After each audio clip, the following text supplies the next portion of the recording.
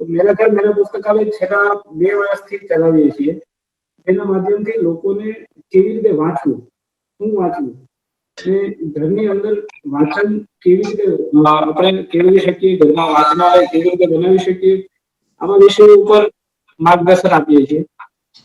ઘરની અંદર કમસે કમ 100-200 પુસ્તકો થાય આવી કોઈ માહિતી આપીએ છીએ. પુસ્તકોને કેવી જાળવણી કરવી, કેવા પુસ્તકો વાંચવા જોઈએ, ઝડપી વાંચન કેવી રીતે કરવું જોઈએ, આવી બધી માહિતી મેરા ઘર મેરા પુસ્તકાલયના માધ્યમથી આપણે કરીએ છીએ. આ ઓનલાઈન માધ્યમથી આપણે મળીએ છીએ અને આજે આપણને જેમનું માર્ગદર્શન મળવાનું છે, સરનો પરિચય સપનાબેન કરાવશે. હવે આગળનું જે કઈ છે એ સપનાબેન સાંભળે છે. સપનાબેન છે એ હું રાજકોટ રહે છે અને જ્યારે લોકડાઉન દરમિયાન અમે જીવનની પાઠશાળા હતો, જીવનની પાઠશાળાની અંદર ખૂબ એક્ટિવલી એમણે 2-3 વિષયો ઉપર ખૂબ સરસ માર્ગદર્શન આપ્યું હતું, જેની અંદર એક હતો ચાઇલ્ડ કેર બાબતે અને હ્યુમન સાયકોલોજી. આ 2 વિષય ઉપર સપનાબેને ખૂબ સરસ માર્ગદર્શન અમને આપ્યું હતું. લોકડાઉન દરમિયાન અમે લગભગ 30 થી 32 જેટલા વિષયો ઉપર અલગ અલગ કેળવણીના વિષયો ઉપર માર્ગદર્શન લીધું હતું. એમાં સપનાબેને 2-4 વિષયો ઉપર બહુ સરસ માર્ગદર્શન આપ્યું હતું અને આ શૃંખલાને આગળ વધારતા રહેવાનું છે. આપણે એક ડગલું શિક્ષણ તરફ વધારવાનું છે. એટલા માટે આજે આપણે મળ્યા છીએ. તો આવો કાર્ય શરૂ કરીએ. સપનાબેન હવે આગળનું કામ કરશે. ઓકે, નાઉ આજનો આપણો આ વેબિનાર ચાલુ કરતા પહેલા હું થોડીક લાઈન કહેવા માંગીશ અને એ લાઈન છે, give a man a fish and you will feed him for a day. If you teach him how to fish, then you will feed him for a lifetime. એનો મતલબ છે, આને જો હું શિક્ષણ સાથે જોડું તો જે શિક્ષણ એ આપને લાઈફ ટાઈમ માટે કઈ રીતે આગળ વધવું, કઈ રીતે જીવવું, એ બધી વસ્તુ શીખવે છે. એટલા માટે શિક્ષણ જરૂરી છે. જો શિક્ષણ ના હોત તો બહુ મોટો પ્રશ્ન અહીંયા ઉભો થાય છે. તો આપણે ક્યાં હોત? જ્યારે આપણે એનિમલની વાત કરીએ છીએ, જ્યારે આપણે માણસની વાત કરીએ છીએ, જે મોટો ડિફરન્સ છે એ કદાચ શિક્ષણને લીધે છે. હા, શિક્ષણ આપણે શું કામ જરૂરી છે? કારણ કે શિક્ષણ આપણે શીખવે છે કેમ જીવવું, કેવી રીતે જીવવું. ઓકે, મારી સ્ક્રીન, આઈ હોપ મારો અવાજ તમને સંભળાય છે. એટલીસ્ટ મારી સ્ક્રીન મે બી સ્ટક થતી હોય, બટ મારો વોઇસ ઓડિબલ હશે બધાને, right? Okay, ya, it's audible. Yes, okay.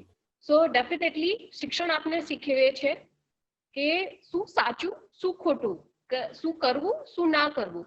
Definitely શિક્ષણ એ એક શૈલી છે જે આપણે આગળ વધવા માટે ના એ પગથિયાઓ બાંધે છે, જેનાથી આપણે આગળ વધીએ છીએ. આ પગથિયા આપણે ઘણા આગળ સુધી લઈ જાય છે, એટલા માટે શિક્ષણ જરૂરી છે. હવે જો આ શિક્ષણ ના હોત તો કદાચ આપણે આપણા અંદર જે પોટેન્શિયલ રહેલા છે એને કદાચ આપણે ક્યારેય બહાર નહીં લાવી શકીએ. એટલા માટે જ આપણો આજનો આ વેબિનાર છે, એક પગલું શિક્ષણ તરફ. કારણ કે ત્યારે જ આપણે આપણા સમાજ, આપણા આજુબાજુના આપણા બધા સગા સંબંધીઓ બધાને લઈને આગળ વધી શકશું. હવે એની સાથે જ હજી એક વસ્તુ હું તમને કહેવા માંગીશ. આપણે બધાએ સાંભળેલું હશે બટરફ્લાય ઇફેક્ટ વિશે. બટરફ્લાય ઇફેક્ટ વિશે. બટરફ્લાય ઇફેક્ટ શું છે કે એક પતંગિયું વાવાઝોડું લઈ આવી શકે છે, એવી જ રીતે એક શિક્ષિત વ્યક્તિ આખા વર્લ્ડને ચેન્જ પણ કરી શકે છે. અને એવા આપણે ઘણા ઉદાહરણો બી આપણે આજુબાજુમાં જોઈએ છે. તો શિક્ષણ એ જેમ એક નાનું બટરફ્લાય જો એક મોટું વાવાઝોડું લઈ આવી શકે, તો પછી ડેફિનેટલી એક શિક્ષિત વ્યક્તિ સમાજને, આપણા ઘરના માં ચેન્જીસ જોશો, આપણા સમાજમાં ચેન્જીસ જોશો, આખા વર્લ્ડમાં ચેન્જીસ જોશો. આ જ રીતે આગળ વધીને એક ખૂબ જ મહત્વ એવિડન્ટ પર્સનાલિટી આપણી વચ્ચે છે આજે ઉપસ્થિત છે, જે આપણને એમના જીવનના અનુભવોનો નિચોડ આપણી સાથે શેર કરશે અને આપને મોટિવેટ કરશે. હા, આ પર્સનાલિટી, એવિડન્ટ પર્સનાલિટી જે છે એમનું નામ છે ડોક્ટર સંજય જોશી, જેમની એમનો અનુભવ મે બી મારા જીવનકાળ કરતા પણ વધુ છે. તો એટલા માટે આપણે બધા ખૂબ જ લકી છીએ કે આટલો લાંબો એક્સપિરિયન્સ જેમની પાસે છે એ વ્યક્તિ આપણી સાથે ઉપસ્થિત છે. કારણ કે અનુભવથી મોટી કોઈ વસ્તુ નથી હોતી, આપણે બધાને ખબર છે.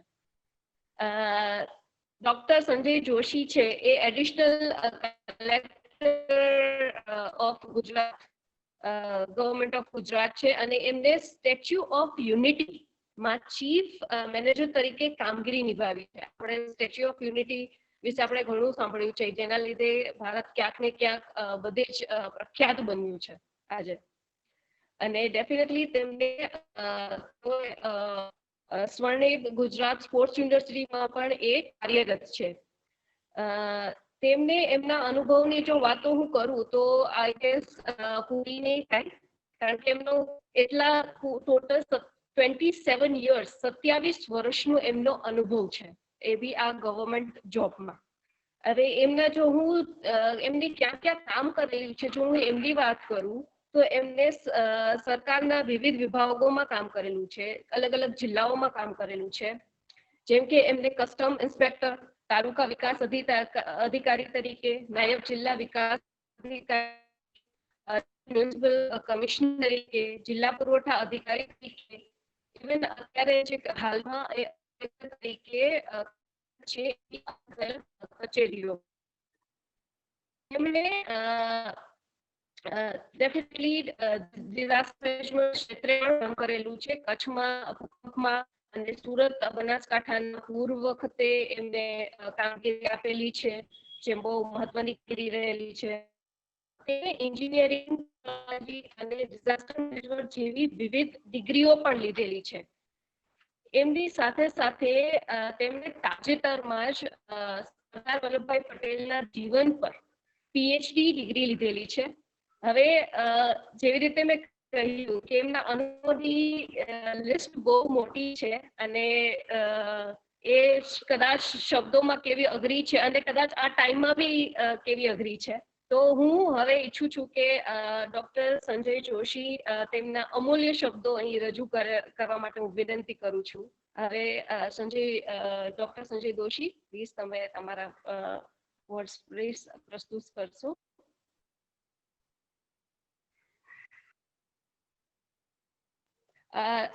સર તમારો છે ને અનમ્યુટ છે તમે તો તમારે. નમસ્કાર, મારો અવાજ પહોંચે છે બધાને? જી જી બિલકુલ સર. બિલકુલ, ઓકે. તો નમસ્કાર મિત્રો, મને કહેવામાં આવ્યું છે કે અહીં બધા યંગસ્ટર્સ છે કે જે લોકો હજુ પોતાનું એજ્યુકેશન અથવા તો પોતાની કરિયર પરસ્યુ કરી રહ્યા છે, એમના માટે આ આજની વાતચીત ગોઠવી છે. તો મને તો પહેલા એમ હતું કે જેના વિશે મેં પીએચડી કર્યું છે, સરદારના જીવન વિશે મારે લેક્ચર લેવાનું હશે. જોકે અલગ અલગ યુનિવર્સિટીઝમાં એ લેક્ચર મારા ચાલુ જ છે, પણ આ જે વિષય આવ્યો છે એ મિક્સ બેગ છે આખી. અને હું આ વાતચીતની શરૂઆત કરતા પહેલા એટલું કહી દઉં કે હું સામાન્ય વિદ્યાર્થી રહ્યો છું મારા વિદ્યાર્થી કાળમાં, એટલે અહીંયા કોઈ બહુ મોટા દાવા કરી શકું એમ નથી. પરંતુ સાથે સાથે એ પણ વસ્તુ સાબિત થાય છે કે જીવનનો આનંદ અને કહેવાતી દુનિયાવી ધોરણોથી કહેવાતી સફળતાઓ માટે કોઈ વસ્તુ ક્યારેય પરમેનન્ટ નથી. એટલે એ વાતો આપણે જ્યારે કરીશું ત્યારે એ બધાની અંદર આવશું. આપણે સાથે સાથે એ પણ જોઈ લઈશું કે જીપીએસસી યુપીએસસી કેવી રીતે પરીક્ષા અપાય છે, કયા કયા પ્રકારની જોબ્સ હોય છે, કેવી કેવી કામગીરી કરવી થતી હોય છે. અને આ જીવન, આ નોકરીઓ જો કદાચ આપણી મહેનત કરીએ અને પરીક્ષાના કારણે તૈયારી કરીએ અને મળે પણ ખરી, તો એની આપણા જીવન ઉપર શું અસર હોય છે. અને સાથે સાથે આપણા જીવનના જો કોઈ ઉદ્દેશો હોય, નિસ્વાર્થ ઉદ્દેશો હોય, તો એને આ પ્રકારની જોબ્સમાં કેવી રીતે આપણે સેટિસ્ફાઈ કરી શકીએ છીએ. તો મિત્રો, સૌ પહેલા તો આ કોરોના કાળમાં હું આશા રાખું છું કે તમે બધા ધીરજપૂર્વક એક ચોક્કસ પ્રકારની જે કાર્યરીતિ છે એ કાર્યરીતિ અપનાવી હશે. સામાન્ય રીતે આજનો યુવાન, જો કે હંમેશ માટે યુવાની એક એવો કાળ છે કે એને કોઈ પણ પ્રકારના બંધનો ગમતા નથી. આપણે કેટલાય બધા કિસ્સાઓ જોયા છે અને યુવાનોની અમુક જગ્યાએ મૂર્ખામી પણ જોઈ છે. એ પૂરના ધસમસતા પાણી હોય કે પર્વતો ઉપરથી નીચે ઉતરવાનું હોય કે મજાકમાં જ્યારે લોકો પોતાના જીવ ગુમાવી બેસતા હોય છે, એવી આ યુવાનીને કોઈ બંધનો કેવી રીતે ગમે? એટલે એમણે આ માસ્ક બાંધવો કે પછી રાત્રે બહાર ન જવું, એવા પ્રકારના જે બંધનો આવે છે એ કદાચ ન પણ ગમતા હોય. પણ મિત્રો, સાથે સાથે તમને ગભરાટ પણ વ્યાપ્યો હશે કે લાખો લોકો America, Italy, Brazil, Sweden, China અને હવે તો ભારત, કેટલાય લોકો આ દેશોમાં મરી ગયા અને દિવસના 2000, 3000. વચ્ચે તો એવો સમય આવેલો કે શરૂઆતના ગાળામાં કે લોકો ગભરાઈ ગયેલા અને એમને મતલબ કે બહુ જ પ્રકારનો ગભરાટ ફેલાઈ ગયેલો. ભારતમાં પણ એ પ્રકારની સ્થિતિ હતી અને આપણે સૌ જાણીએ છીએ કે તેમ આજ સુધીના અનુભવમાં બીજા બધા દેશોની કમ્પેરિઝનમાં ભારતમાં આ રોગનો વ્યાપ વધારે હતો. પરંતુ તમને જાણીને આનંદ થશે કે આપણે ત્યાં ડેથ રેટ જે છે એ માત્ર 1.45% છે. એનો અર્થ એ નથી કે આપણે બેદરકાર રહીએ, પણ એનો અર્થ એ છે કે આપણે ત્યાં જે લોકડાઉન રાખવામાં આવ્યા, જે તકેદારીઓ રાખવામાં આવી, જે કડકાઈ કરવામાં આવી કેટલીક જગ્યાએ, કેટલીક અપવાદોને બાદ કરતા આપણે ત્યાં એના આ પરિણામો છે. સાથે સાથે આપણે ત્યાં જે આયુર્વેદનો વારસો છે એની લોકોમાં એક સ્વીકાર્યતા છે. ભલે બધા લોકો હંમેશ માટે આયુર્વેદ નથી સ્વીકારતા અથવા અપનાવતા નથી, પરંતુ એક હૃદયની અંદર એક સ્વીકાર્યતા, જેના કારણે આ ફાયદો થયો. પણ હવે આ કોરોનાની વાત પૂરી કરતા પહેલા હું એક વાત કહી દેવા માંગુ છું કે ઘણા લોકોને ડિપ્રેશન પણ આવ્યું હશે, ભણવાની કોલેજીસ બંધ થઈ ગઈ હશે, કેન્ટીનમાં જવાનું બંધ થઈ ગયું, મિત્રો જોડે ફરવાનું બંધ થયું હશે, ટુરિઝમ બંધ થયું છે, ઉત્સવો બંધ થયા છે. ત્યારે સ્વાભાવિક રીતે એમને એમ લાગે કે જિંદગી જાણે કે પતી ગઈ. પરંતુ મિત્રો, એવું નથી. જો તમે અનુભવ કર્યો હોય, તમે જો ઇતિહાસ જાણતા હોય, એટલું ખાલી કલ્પના કરો કે જો તમે 1900ની સાલમાં જન્મ્યા હોત તો 14 વર્ષની ઉંમરે પ્રથમ વિશ્વ યુદ્ધની શરૂઆત થઈ હોત, 5 વર્ષ સુધી એ યુદ્ધ ચાલ્યું હોત, એ યુદ્ધ ચાલ્યું હતું, બરાબર. એમાં લગભગ 220 લાખ લોકો મરી ગયા હતા. એના પછી તરત જ ગ્લોબલ પેન્ડેમિક આવી હતી. આજથી 100 વર્ષ પહેલાની જે વાત કરીએ છીએ, એ વખતે ભારતમાં પણ ઇન્ફ્લુએન્ઝા આવ્યો હતો, એને સ્પેનિશ ફ્લુ પણ કહે છે. એમાં પણ લાખો લોકો, લગભગ 5 કરોડ લોકો આખા વર્લ્ડમાં મરી ગયા હતા. એના પછી તરત જ હજુ તો એ વ્યક્તિ 1900માં જન્મનારે 14 વર્ષે જેને વર્લ્ડ વોર જોવી પડી, 18, 19, 20 વર્ષે જેને સ્પેનિશ ફ્લુ જોવો પડ્યો, એ માણસને ભયંકર 1930માં ગ્લોબલ ક્રાઇસિસ આવી હતી, ઇકોનોમિક ક્રાઇસિસ. ન્યુયોર્કનું સ્ટોક એક્સચેન્જ બંધ થઈ ગયું, જાણે કે આખી દુનિયા પૂરી થઈ ગઈ. ઠેર ઠેર ડિપ્રેશન, લોકો આત્મહત્યા કરે એવી સ્થિતિઓ થઈ ગઈ હતી. પછી હજુ તો એમાંથી બહાર નીકળે એ પહેલા તો સેકન્ડ વર્લ્ડ વોર સ્ટાર્ટ થઈ ગઈ. સેકન્ડ વર્લ્ડ વોર આટલો બધો પછી તમે જોયું હશે કે હિરોશીમા નાગાસાકીનો કિસ્સો બન્યો. પછી કોરિયન વોર ચાલુ થઈ, એ વોર પછી વિયેટનામની વોર ચાલુ થઈ. મતલબ કે આ લોકોએ તો આખી જિંદગી સતત મૃત્યુના ઓથાર હેઠળ જિંદગી જીવી. પણ તેમ છતાંય જ્યારે 1965-70ની આસપાસ 65-70 વર્ષના એવા વૃદ્ધો પણ હતા કે જે આ બધા જ સમયને પસાર કરીને બહાર નીકળ્યા હતા. જિંદગી પાછી બેઠી થઈ, જિંદગી સતત એની રીતે બેઠી થતી ગઈ, જિંદગીને પૂરી કરી દેવા માટેના સંજોગો થયા. મતલબ આ બધી આપણે કલ્પના કરવા જેવી છે કે આ ડિપ્રેશન, દુઃખ, ગુસ્સો, તો એ બધાને કેમ આપણે ટાળવો જોઈએ? આપણે તો બહુ સારા સમયમાં છીએ. આપણે જો સમય સારો ગણવા બેસીએ તો કેટલાય સારા સમય છે, પરંતુ આ આપણી એક પરીક્ષા છે. આ આપણા ધીરજની પરીક્ષા છે. શું આપણે થોડા વધારે પડતા આઝાદ થઈ ગયા હતા? આ કદાચ કુદરતનો એક કંટ્રોલ છે, એક શીખ છે. થોડાક સમય માટેનો આ સમય છે. હવે તો વેક્સિન આવવાના પણ સમાચાર આવ્યા છે. સાથે સાથે અત્યારે જે ટ્રીટમેન્ટની પરિસ્થિતિઓ ચાલી રહી છે તે પણ ઘણે અંશે સફળ નીવડી છે. હોમ ક્વોરન્ટાઇનમાં પણ કેટલાય લોકો બચી રહ્યા છે. મારે મિત્રો, મારી તમને એક ખાસ સલાહ છે કે આ એક ચોક્કસ પ્રકારની પરિસ્થિતિ જે ઊભી થઈ છે એ પરિસ્થિતિનો તમે બહુ જ સરસ રીતે લાભ લઈ અને તમારા પોતાની કરિયર માટે ઉપયોગી એવો આ સમયનો ઉપયોગ કરજો. હું તમને નાનકડી એક વાત એ પણ કરી દઉં. સરદાર વલ્લભભાઈ પટેલ 1875 જન્મ્યા. 1897 22 વર્ષની ઉંમરે એ માણસ ફક્ત મેટ્રિક થયો. આપણે ત્યાં એસએસસી હવે કહીએ છીએ, એ વખતે મેટ્રિક કહેતા હતા.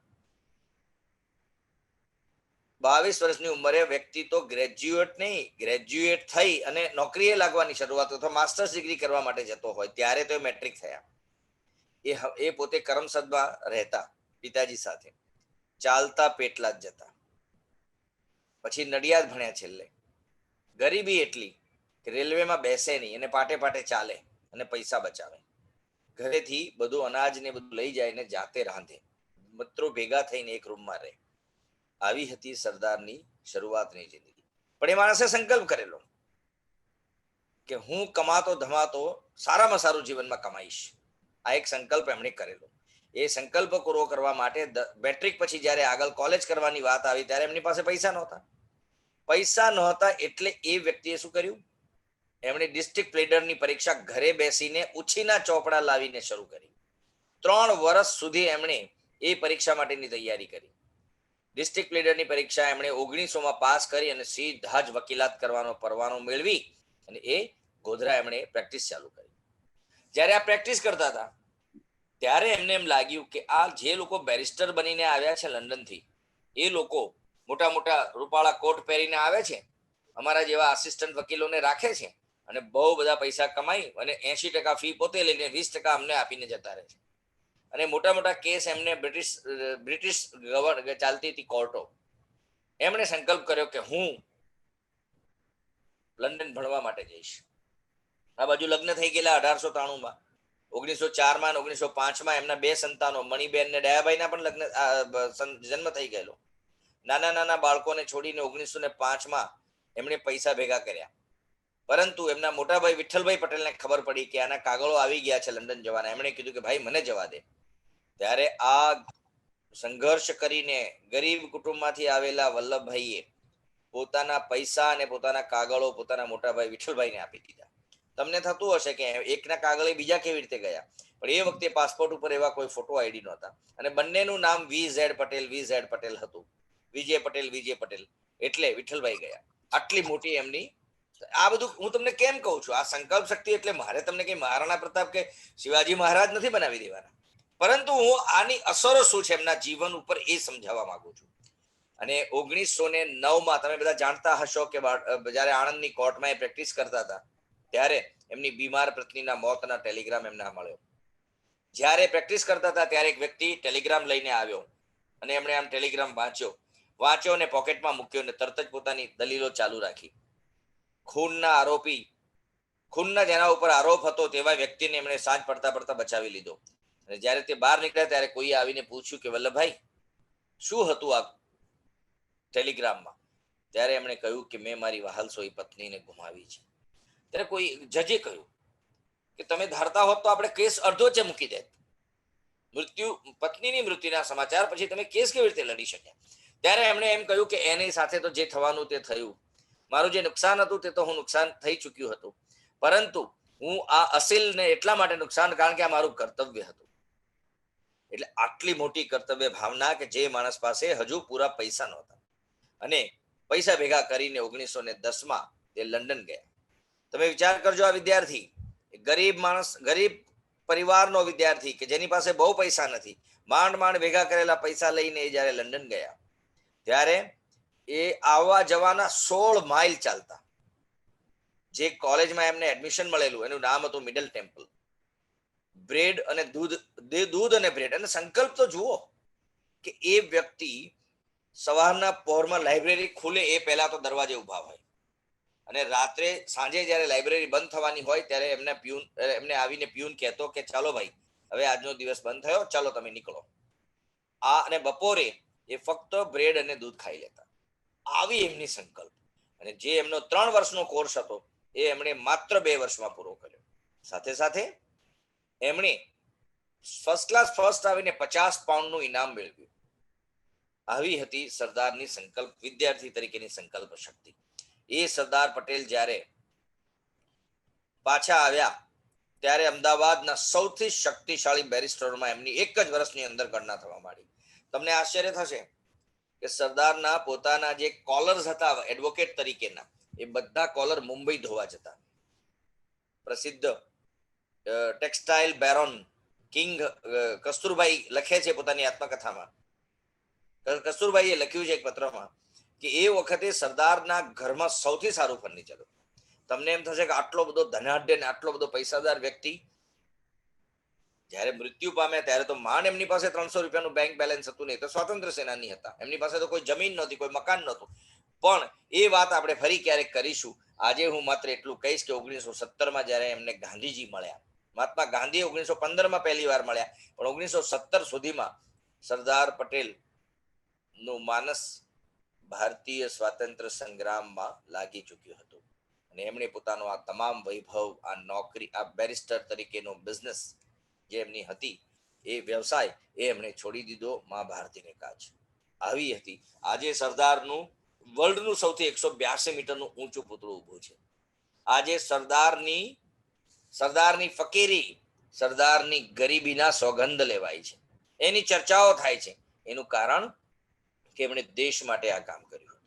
એટલે મિત્રો, જીવનમાં એવા અનેક ઉદાહરણો હું તમને આપણા ભારતીય શિવાજી મહારાજની આખી કથા તમે સાંભળો, મહારાણા પ્રતાપની કથા તમે સાંભળો. એવું કહે છે લોકોમાં પ્રચલિત વાત કે ઘાસની રોટલીઓ ખાઈ અને એમણે રાજસ્થાન અરવલ્લીના જંગલોમાં પોતાનું જીવન વિતાવ્યું, પણ અકબરને શરણે ન થયા. આવી હતી એમની દેશદાજ અને દેશ ગૌરવ. તો મિત્રો, આ તો લોકોએ કઠિન સંઘર્ષ આ લોકોએ પોતાની જિંદગીમાં વેઠ્યો છે. આપણા માથે તો અત્યારે શું આવ્યું છે? ફક્ત કોરોનાથી સાવચેતી જ ને. એટલે જ્યારે જીપીએસસી કે યુપીએસસી કે એવી પરીક્ષાઓ જ્યારે તમારે પાસ કરવી હોય ત્યારે તમારે સંકલ્પબદ્ધ થવું પડે. પુસ્તકોના વાંચનની આ તમારી સિરીઝ છે, તો એ માટે હું તમને કહી દઉં કે મેં અમદાવાદ સરદાર પટેલના હું પુસ્તકો શોધતો હતો. એટલે જે અત્યારે અહીંયા આગળના બુક સ્ટોલ્સમાં મળતા હતા એ તો મળી ગયા, પરંતુ જ્યારે દિલ્હી જતો કે જ્યારે મુંબઈ જતો કે જ્યારે અમદાવાદમાં હોઉં ત્યારે ગુજરી બજારમાં જઈ અને જૂના પુસ્તકો શોધતો. અને મને ખ્યાલ છે બોમ્બેમાં ફોર્ટની જે પુસ્તકોની આખી દુનિયા છે, તમે માંગો તેવા પુસ્તકો ત્યાં તમને મળી રહે. તમારા આશ્ચર્ય વચ્ચે જો તમે શોધવા બેસો ને તો તમને જૂના પણ પુસ્તકો મળી રહે. તો એવા પુસ્તકો દિલ્હીમાં આખું એક મોટું બજાર છે દરિયાગંજ પાસે, ત્યાં આગળ મેં આ પુસ્તકો શોધ્યા. એટલે આ પુસ્તકોના મહત્વને તમને સમજાવી દઉં કે અત્યારે લોકોને વાંચવાનો બહુ જ કંટાળો આવે છે. વોટ્સઅપના જમાનામાં આ ફેસબુક અને વોટ્સઅપે, સોશિયલ મીડિયાએ આપણા યુવાનોનો બહુ મોટો ટાઈમ લઈ લીધો છે. લોકો એવું કહે છે કે એમાંથી નોલેજ મળે, પણ હેફેઝાર્ડ પદ્ધતિથી મળેલું નોલેજ કોઈ જગ્યાએ આપને નથી લઈ જતું. એક ખાલી આત્મસંતોષ થાય છે કે મેં કંઈક નવી વાત જાણી, પરંતુ આપણા કરિયરમાં, આપણા જીવનમાં અન્ય લોકોના મદદરૂપ થઈ શકે એવું જ્યારે જ્ઞાન આપણે જાણીએ ત્યારે, અને એ પણ સિસ્ટમેટિક, આપણી જે સિસ્ટમ્સ છે, પદ્ધતિઓ છે, એ પદ્ધતિઓની અંતર્ગત જો આપણે મેળવેલું નોલેજ હોય તો એ પણ આપણા જીવનમાં ઉપયોગી થાય છે. બાકી તો તમે કોઈ એક થેલાની અંદર, બેગની અંદર બધા કપડા એમને ભરી દો, એ પ્રકારના આ અત્યારની પદ્ધતિઓ સોશિયલ મીડિયા દ્વારા ચાલી રહી છે. એટલે મિત્રો, મારા પોતાના જીવનની વાત કરું, મેં તો એટલો બધો સંઘર્ષ નથી થયો, પરંતુ દાંતા તાલુકાના નવાવાસ કરીને એક નાનકડા ગામમાં ની સ્કૂલમાંથી જ્યારે એનસીઆરટી પરીક્ષા પાસ કરી અને હું રાજકુમાર કોલેજ રાજકોટમાં મને ભારત સરકારના સ્કોલરશિપથી ભણવા મળ્યું 1979માં, ત્યારે હું પહેલી વાર હું 7મા ધોરણમાં મેં પહેલી વાર પગરખા પહેરેલા. એ ત્યાંથી શરૂ થયેલી જિંદગી. રાજકુમાર કોલેજમાં અમને 24 જોડી કપડા, 8 જોડી બૂટ, ટાઈ, કોટ, બ્લેઝર, એવી પ્રકારની જિંદગી આવી. મારા એન્જિનિયરિંગમાં જ્યારે અમે વડોદરા ભણતા હતા ત્યારે મને યાદ છે કે મોટાભાઈ મેડિકલમાં ભણતા હતા, એટલે પપ્પાને પૈસાની એટલી ખેંચ તો હતી જ, એટલે હું ટ્યુશન્સ પણ કરતો. એન્જિનિયરિંગમાં એ સાથે એન્જિનિયર પૂરું કરીને તાત્કાલિક નોકરી લાગી જવાની આવશ્યકતા હતી. પરંતુ મિત્રો, આપણું 7મા ધોરણ સુધીનું ગણિત, સારું અંગ્રેજી અને સારું જનરલ નોલેજ અને સારું આઈક્યુ ના જે એક્ઝામ્સ આવે છે એની સારી પ્રેક્ટિસ, આના કારણે મને કુલ 7 અલગ અલગ પરીક્ષાઓમાં મેં પાસ કરેલી. હું એટલા માટે કહું છું કે આ જે એપ્ટિટ્યુડ ટેસ્ટ વાળા જે પરીક્ષાઓ છે એમાં તમારું મેથેમેટિકલ ટેસ્ટિંગ, તમારું આઈક્યુ નું ટેસ્ટિંગ થાય છે અને એના માટે અઢળક પુસ્તકો અવેલેબલ છે. એટલે જો તમે એ તૈયારીઓ કરો તો સ્ટાફ સિલેક્શનમાં, હું કસ્ટમમાં ઇન્સ્પેક્ટર તરીકે સિલેક્ટ થયો. મારી સાથે બીજા કેટલાક મિત્રો પણ સિલેક્ટ થયા. ત્યારબાદ 1995માં જીપીએસસી આપી અને જીપીએસસી 1992માં જીપીએસસી આપી. એનું પરિણામ આવ્યું અને 1995માં જીપીએસસી પાસ કરીને તાલુકા વિકાસ અધિકારી તરીકે દાખલ થયો. બાલાસિનોર, સિદ્ધપુર આવા સેન્ટર્સ ઉપર મેં કામ કર્યું અને ત્યારબાદ જ્યારે હું 2000માં ગાંધીનગર આવ્યો ત્યારે કચ્છનો ભૂકંપ આવ્યો 2001માં 26 જાન્યુઆરી. એ દિવસે એક મિત્ર સાથે ચર્ચા કરી કે આટલા બધા લોકો મરી ગયા છે તો આપણો રોલ શું?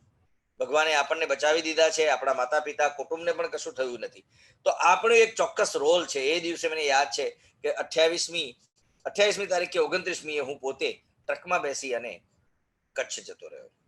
અને કચ્છમાં જ્યારે અમે કામ કરતા હતા ત્યારે અમને 15 દિવસના અનુભવના કારણે આંતરરાષ્ટ્રીય સંસ્થા યુનાઇટેડ નેશન્સના જે અધિકારીઓ આવ્યા હતા એમની સાથેનો પરિચય થયો અને જુલાઈ આવતા તો મારું સિલેક્શન થઈ ગયું યુનાઇટેડ નેશન્સમાં.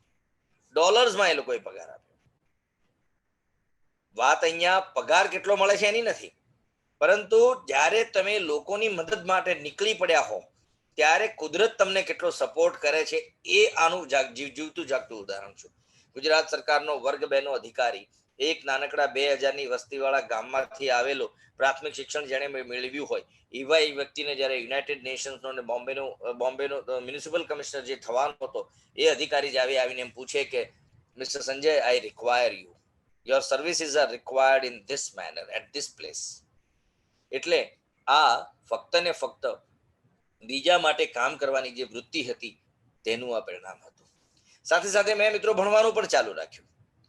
તમને જેમ બેને વાત કરી એમ તાલુકા વિકાસ અધિકારી કામ કર્યું, યુનાઇટેડ નેશન્સમાં પહેલા કચ્છમાં કામ કર્યું, પછી આખા ગુજરાત માટે કામ કર્યું, પછી વેસ્ટના 5 રાજ્યો માટે કામ કર્યું અને છેલ્લે પછી મને આખા દેશ માટે કામ કરવા માટે દિલ્હી બોલાવવામાં આવ્યો. અને ત્યાં આગળ 55 લોધી એસ્ટેટ, યુનાઇટેડ નેશન્સનું જે ઇન્ડિયા ખાતેનું હેડક્વાર્ટર્સ છે, ત્યાં મને નોકરી કરવાની તક મળી. મતલબ 20 કે 22 જેટલા દેશો સાથે કામ કરવાની તક મળી. અહીંયા સામાન્ય 60 કે 70 ગામોના એક નાનકડા તાલુકા સાથે કામ કરતો વ્યક્તિ અચાનક જ Netherlands, America, Australia, US, Britain એ બધા અલગ અલગ દેશોની ફંડિંગ એજન્સીઓ હતી, જે ડેવલપમેન્ટ એજન્સીઓ હતી, એમની સાથે કામ કરવાનો મોકો મળ્યો. આ બધી વાતો કહેવાનો તાત્પર્ય એ છે મિત્રો કે જ્યારે તમે સંઘર્ષ કરવા માટે તૈયાર હો ત્યારે તમારા માટે રસ્તાઓ તૈયાર હોય છે. 2001ના ભૂકંપમાં અમે અમદાવાદમાં શિખર બિલ્ડિંગ પડ્યું હતું ત્યારે ત્યાંથી એ બિલ્ડિંગમાંથી લાશો નીકળતી હતી ને એ લાશોને સ્મશાન પહોંચાડતા હતા. ભુજમાં જ્યારે તમને ખ્યાલ હોય તો કલેક્ટર ઓફિસની બાજુમાં જે સ્વામિનારાયણ મંદિર છે એનાથી આગળ જઈએ એટલે ગોકુલ નામનું બિલ્ડિંગ પડેલું. જ્યુબિલી ગાર્ડનની અંદર ચારે બાજુ ઇન્જર્ડ થયેલા લોકોને લઈ આવવામાં આવતા હતા. આખી જીકે હોસ્પિટલ પડી માંડી, એક કાંકરો રહેલો નહીં. એ હોસ્પિટલમાંથી કેટલાય લોકોને અધમુઆ બહાર કાઢી અને તમામ લોકોને ડોક્ટર રાવ, કચ્છના એક ડોક્ટર રાવ હતા એ અને એમની સાથેના કચ્છના બીજા બધા ડોક્ટરો ભેગા થઈ અને લોકોને જ્યુબિલી ગાર્ડનમાં ડાઇનિંગ ટેબલ ઉપર ઓપરેશન્સ કરતા હોય તે રીતે એ લોકોને બાંધી અને જે લોકો ઓછા ક્રિટિકલ હતા, વધારે ક્રિટિકલ હતા, એમને તાત્કાલિક બીજી હોસ્પિટલ્સ તરફ રવાના કર્યા. તો આ હતો એક અનુભવ. એવા અનુભવો રહ્યા છે કેદારનાથ વખતના, એવા અનુભવો રહ્યા છે કેદારનાથ ફ્લડ વખતના, એવા અનુભવ રહ્યા છે સુનામી વખતના. અને એ 2015 અને 2017માં બનાસકાંઠામાં ભારે પૂર આવ્યા. એરફોર્સને બોલાવવું પડેલું, હેલિકોપ્ટર સાથે લોકોને બચાવવા માટે જવું પડેલું. મને યાદ છે હું એરફોર્સ સાથે સતત રહ્યો હતો ને નીચેથી માણસો ઝાડ ઉપર 3 દિવસ સુધી ખાધા પીધા વગર ઝાડ ઉપર હતા એવા લોકોને ત્યાંથી બચાવવામાં આવ્યા. આ એક કપરો સમય હતો. કેટલીક વાર તો સુવાનું ન મળે. અમે ગોળ અને ચણા સાથે લઈ જતા ઘરેથી જ્યારે નીકળતા ત્યારે, જમવાનું મળી જતું. મોટે ભાગે એપીએમસીઓમાં જમવાના રસોડા ચાલુ રહેતા, ત્યાં અમને જમવાનું મળી જતું. હાઈવે ઉપરના ઢાબામાં જમવાનું મળી રહેતું. અને નહીતર અમારી પાસે સૂકા નાસ્તા લઈ જતા, એ રીતે કામ કરતા. સવારે 6 વાગે કામગીરી શરૂ કરીએ, રાત્રે 8 વાગે બધા જ અધિકારીઓની મિટિંગ થાય. પાણી પુરવઠા વાળાએ શું કામ કર્યું, જીઈબી વાળાએ શું કામ કર્યું, આરોગ્ય વાળાએ શું કામ કર્યું, ફોરેસ્ટ વાળાએ શું કામ કર્યું, રોડ એન્ડ બિલ્ડિંગ વાળાએ શું કામ કર્યું. આ તમામ પ્રકારના રિવ્યુ રાત્રે 8 વાગે બધા અધિકારીઓને ભેગા થઈને લેવા. આમ રાત્રે 11 વાગે અમે સૂતા. પણ એવી જ્યારે કઠિન કામગીરી 4 કે 5 દિવસની થાય, ત્યારે પરિસ્થિતિ અચાનક જ થાળે પડવા માંડે. લોકોને એમ લાગવા માંડે કે અમારું સંભળાય છે, અમને કેશ ડોલ મળે છે, અમને અનાજ મળે છે. ઇલેક્ટ્રિસિટી પાછી આવી જાય ત્યારે લોકોને ઘંટીનો ઉપયોગ થઈ શકે, ક્લોરીનનો પાવડર છંટાય, દરેક ઘરે ઘરે ક્લોરીનના સર્વે થાય. મેલેરિયા હોય, કોઈ પ્રકારની બીમારીઓ હોય, પ્રેગ્નન્ટ બાઈ હોય, તો એમના માટે સ્પેશિયલ વ્યવસ્થાઓ ઊભી થાય. જે રોડ તૂટી ગયા હોય એ રોડ ઉપર કશી કામચલાઉ વ્યવસ્થા કરીને રોડને ચાલુ કરીને દરેક ગામોને સંપર્ક કરવામાં આવે. પીવાના ચોખ્ખા પીવાના પાણીની વ્યવસ્થા કરવા. તો આ બધી અઢળક કામગીરી સરકારમાં હોય છે, ને એમાંય ખાસ કરીને ડિઝાસ્ટર મેનેજમેન્ટમાં. એટલે મિત્રો, જો તમે જીપીએસસી અને યુપીએસસી આપવા તૈયાર હો, હું એવું નથી કહેતો કે દરેક જણ આઈએએસ બની શકે, હું એવું નથી કહેતો કે દરેક જણ સીધો ડેપ્યુટી કલેક્ટર બની શકે. હું વર્ગ 2 ના અધિકારી તરીકે પસંદ થયેલો છું. કદાચ તમે વર્ગ 2 ના તો ડેપ્યુટી મામલતદાર તરીકે જઈ શકો છો, ડેપ્યુટી સેક્શન ઓફિસર તરીકે. અરે તમે એક વખત રેવન્યુ ક્લાર્ક તરીકે પણ જો એન્ટર થાવ તો ધીમે ધીમે તમારું પ્રમોશન થઈને તમે આગળ જઈ શકો છો. તમને એમ લાગે કે તમે બહુ જ એવી મોટી ક્ષમતા નથી ધરાવતા, તો કઈ વાંધો નહીં. એવા લોકો માટે તલાટીથી માંડી અને અલગ અલગ પ્રકારની જોબ્સ છે. સેલટેક્સમાં તમે જઈ શકો છો, સેન્ટ્રલ ગવર્મેન્ટની જે જોબ્સ છે એમાં તમે જઈ શકો છો, સીબીઆઈમાં જઈ શકો છો, આઈબીમાં જઈ શકો છો. આ તમામ પ્રકારની પરીક્ષાઓ છે. પણ જો મિત્રો એક વખત તમે પરીક્ષાઓ આપવાનું શરૂ કરશો અને સંકલ્પ કરશો, તો મને 100% ખાતરી છે કે 1 વર્ષે, નહીતર 2 વર્ષે, નહીતર 3 વર્ષે આમાં કોઈને કોઈ જોબ તમને મળી જાય. તમારે તૈયારી કેવી રીતે કરવાની છે? જ્યારે આ સમય આવે ત્યારે સમજી લેવાનું કે જૂના જમાનામાં જ્યારે બાળકોને આશ્રમ મોકલવામાં આવતા હતા અને જે પ્રકારની જીવન એ લોકો જીવતા હતા, એવું કઠોર જીવન જીવવાની તૈયારી શરૂ કરજો. તમારે કેટલા વાગે ઉઠવું, કેટલા વાગે સૂઈ જવું, એની ગણતરી નિયમિત કરજો. સાથે સાથે તમારું તંદુરસ્તી તમારે જાળવવી પડે. તો જે વિદ્યાર્થીઓ સફળ થવા માંગતા હોય એમને યોગ, પ્રાણાયામ, કસરત અથવા દોડ અથવા સૂર્ય નમસ્કાર આ નિયમિતપણે પકડી. તમે મિત્રો આ કરશો ને મહિનો 2 મહિના, તમારામાં અભૂતપૂર્વ તાકાત આવશે, તમારી યાદશક્તિ વધશે અને સાથે સાથે તમને વધારે ને વધારે લાંબો સમય બેસવાનો મૂડ જાગશે. તમારે કઈ પરીક્ષા આપવી છે, એ પરીક્ષા માટે કયા સિલેબસ છે, એમાં કયા કયા પુસ્તકો છે, એમાં જો તમારી પાસે ક્ષમતા હોય તો કોઈ ક્લાસ એટેન્ડ કરી શકાય છે. અને જો ક્લાસ એટેન્ડ ન કરો તો યુટ્યુબ ઉપર એના કેટલાય વિડીયો અવેલેબલ છે. તો આ રીતે તમારે તૈયારી કરવી. પરંતુ એક વખત સંકલ્પ કરી શકો, દૂરના કઝિનના કે વેવાઈને ત્યાં લગ્નમાં નહીં જઈ શકો તો ચાલશે. તમારે આ પ્રકારનું કે જે અત્યંત આવશ્યક હોય એવી જ જગ્યાએ જવાનું. બાકીના બધા જ કામો તમારે સતત ભણવાનું.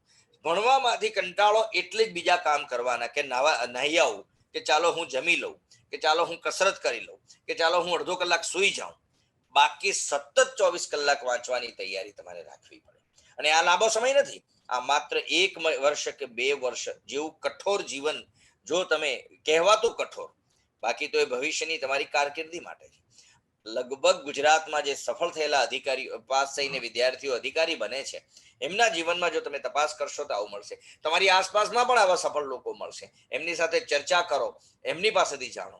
અને જો શક્ય હોય તો આ કઠોર જીવનની તૈયારી હોય તો અત્યારે અમે જે બીજા બધાની કમ્પેરિઝનમાં જે સરળતાપૂર્વકની જિંદગી જીવીએ છીએ એવી જિંદગી જીવવાનો તમને મોકો મળશે. તો આ હતી તૈયારી કરવાની વાત. અને જીપીએસસી, હવે તો ગુજરાત પબ્લિક સર્વિસ કમિશન, અમારા વખતમાં તો 1992માં ફોર્મ ભરેલું તો 1995માં નોકરીએ લાગેલા. અત્યારે તો 1 જ વર્ષની અંદર આ ફેંસલો આવી જાય છે. એનું બહુ જ નિશ્ચિત નવા જે ચેરમેન શ્રી આવ્યા છે જેમના કારણે એક ચોક્કસ નિશ્ચિત પ્રમાણનું માળખું તૈયાર થયું છે. એડવાન્સમાં બધું ડિક્લેર થઈ જાય છે. એવું નથી કે પેપરો મોડા જોવાઈને આવ્યા, નહીં, બધું જ સમયસર થાય છે. એટલે તમે નસીબદાર છો. એટલે નક્કી તમારે કરવાનું છે કે તમારે કેવી રીતે દરેક વસ્તુના ટ્યુશન રાખવા આવશ્યક નથી. જ્યાં સુધી ગમે તેટલા ટ્યુશન રાખશો, ગમે તેટલા ક્લાસીસ કરશો, ગમે તેટલી સારી ચોપડી, પણ જો તમે અંદરથી પોતે સંકલ્પ નહીં કરી શકો, નહીં કરો, તો આ બધી જ વ્યવસ્થાઓ નકામી છે. આ બધી વ્યવસ્થાઓ તમારા જીવનમાં માત્ર 20 થી 30% સહયોગ તમને આપે છે. બાકીનું બધું તો સરળતાથી આપણી પાસે અવેલેબલ, પણ સૌથી વધારે આવશ્યકતા છે તમારું પોતાનું મોટિવેશન, અંદરની તાકાત. અને હું તમને મિત્રો એ પણ કહી દઉં કે ખુલ્લા પગે આખી જિંદગી ચાલનારા, કોલેજ સુધી ચાલનારા વિદ્યાર્થીઓ પણ ઉચ્ચ અધિકારીઓ બની શક્યા છે.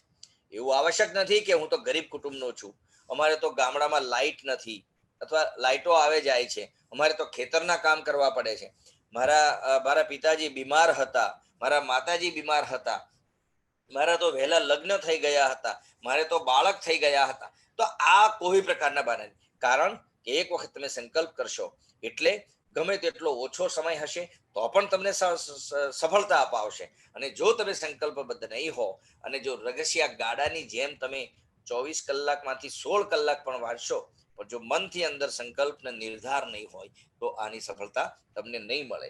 એટલે મિત્રો, મારે જે તમને મોટે ભાગે વાત કરવી હતી એ આ પ્રથમ લેક્ચર છે. અને હું તમને કહી દઉં કે આજે હું હંમેશા 8 વાગે સુઈ જાઉં છું, પરંતુ સાગરભાઈએ આજે પહેલી વાર સમય આપ્યો છે એટલે હું આવીને અડધો કલાક સુઈ ઊંઘની શરૂઆત કરી દીધી હતી. પણ એના પછી અહીંયા તમારી સમક્ષ આવ્યો છું, એટલે મને એમ થયું કે પ્રથમ પ્રયોગ છે એટલે આપણે એમને નથી કહેવું. અને સવારે 3:30, 4, 5 વાગે જો તમે ઉઠો તો બેટા એ આખો એક પરોઢની એક વાતાવરણ, ઉર્જા, તાકાત જ અલગ હોય છે. બરાબર? એટલે અને હું તમને છેલ્લે બતાવીને કહી દઉં કે હજુ ગયા અઠવાડિયે આ પીએચડી ની મને ડિગ્રી મળી છે. બરાબર?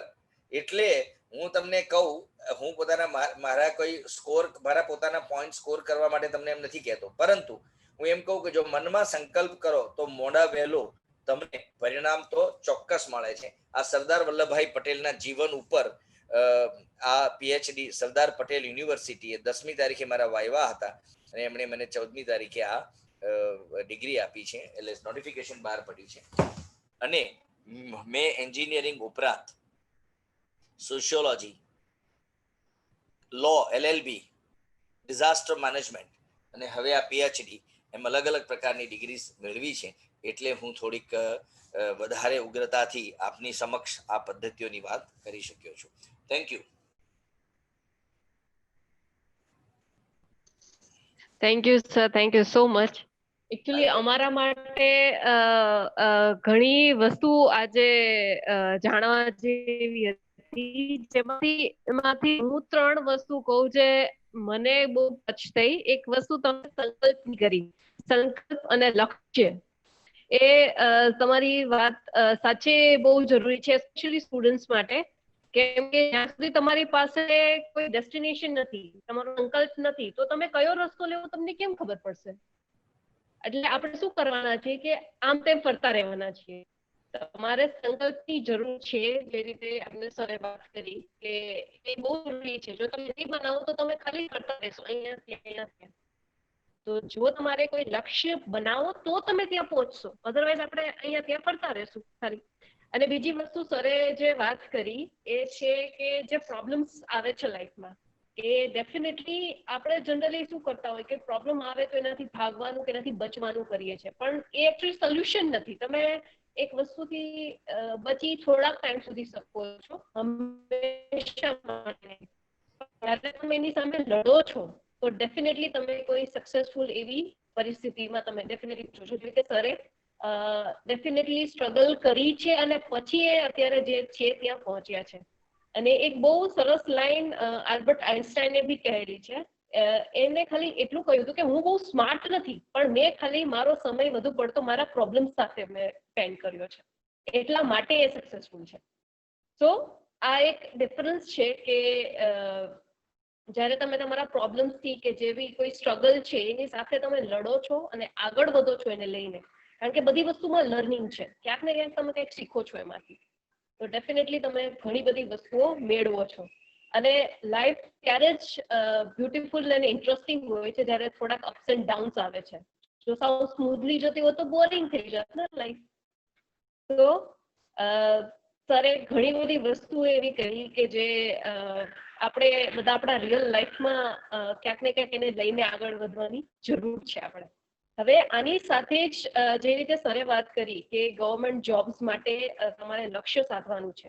લક્ષ્ય સાધવાની સાથે ઘણી વખત આપણે ઘણા કન્ફ્યુઝન્સ હોય છે કે કેમ તૈયારી કરવી, કેવી રીતે કરવી, કઈ કઈ પોસ્ટ છે, એમાં શું કરવાનું, અહીંયા પ્રોબ્લેમ પડી, ત્યાં પ્રોબ્લેમ પડી. સો એ બધી પ્રોબ્લેમ્સ માટે આજે આપણી વચ્ચે પારસભાઈ આહિર છે જે આપને માર્ગદર્શિત કરવાના છે. હવે જો પારસભાઈ ઇન્ટ્રોડક્શન આપું, એ ભારતીય ગામથી છે, કચ્છ, અને હાલમાં એ આણંદમાં કૃષિ યુનિવર્સિટીમાં 3rd યરમાં સ્ટડી કરે છે અને પોતાની સાથે સાથે મોર દેન 70 સ્ટુડન્ટ્સને એ જીપીએસસી અને યુપીએસસી માટે તૈયાર કરે છે અને પોતે પણ તૈયારી કરે છે. તો આ ડેફિનેટલી એક ખૂબ જ સારી વાત કહેવાય કે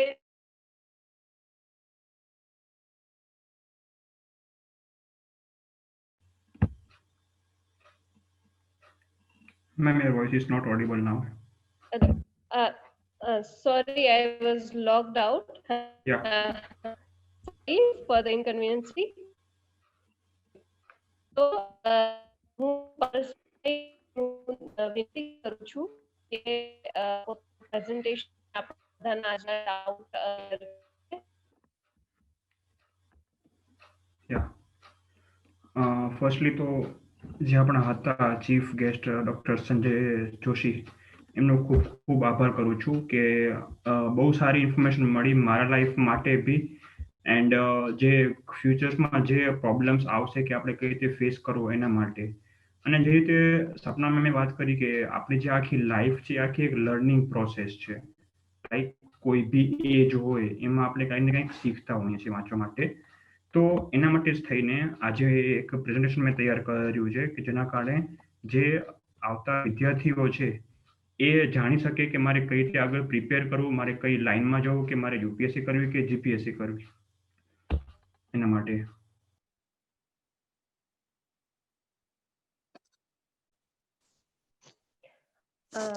જ્યાં સુધી પારસભાઈ શેર કરે છે ત્યાં સુધી હું એક વાત કહેવા માંગુ છું કે આપણે લાસ્ટમાં ક્વેશ્ચન આન્સરનું એક સેશન છે, તો એમાં જે તમારે કોઈ ક્વેશ્ચન હોય તે તમે મને અત્યારે બી ચેટ બોક્સમાં તમે મને લખીને મોકલી શકો છો.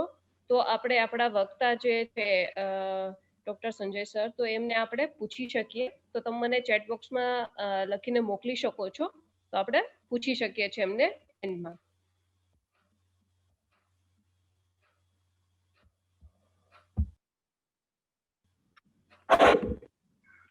સ્ક્રીન દેખાય છે મારી આ યુપીએસસી જીપીએસસી?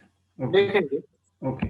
તો મારે ચાલુ જે આજે આપણે સરે વાત કરી કે તૈયારી કઈ રીતે કરવી, કઈ પોસ્ટ આવે છે, શું છે, એ બધી મારે તમને ટૂંકમાં માહિતી આપી છે કે તમે આગળ તમારું જે ગોલ છે એ તમે નક્કી કરી શકો કે મારે કઈ લાઈનમાં જવું છે, વેધર મારે યુપીએસસી કરવું કે જીપીએસસી કરવું.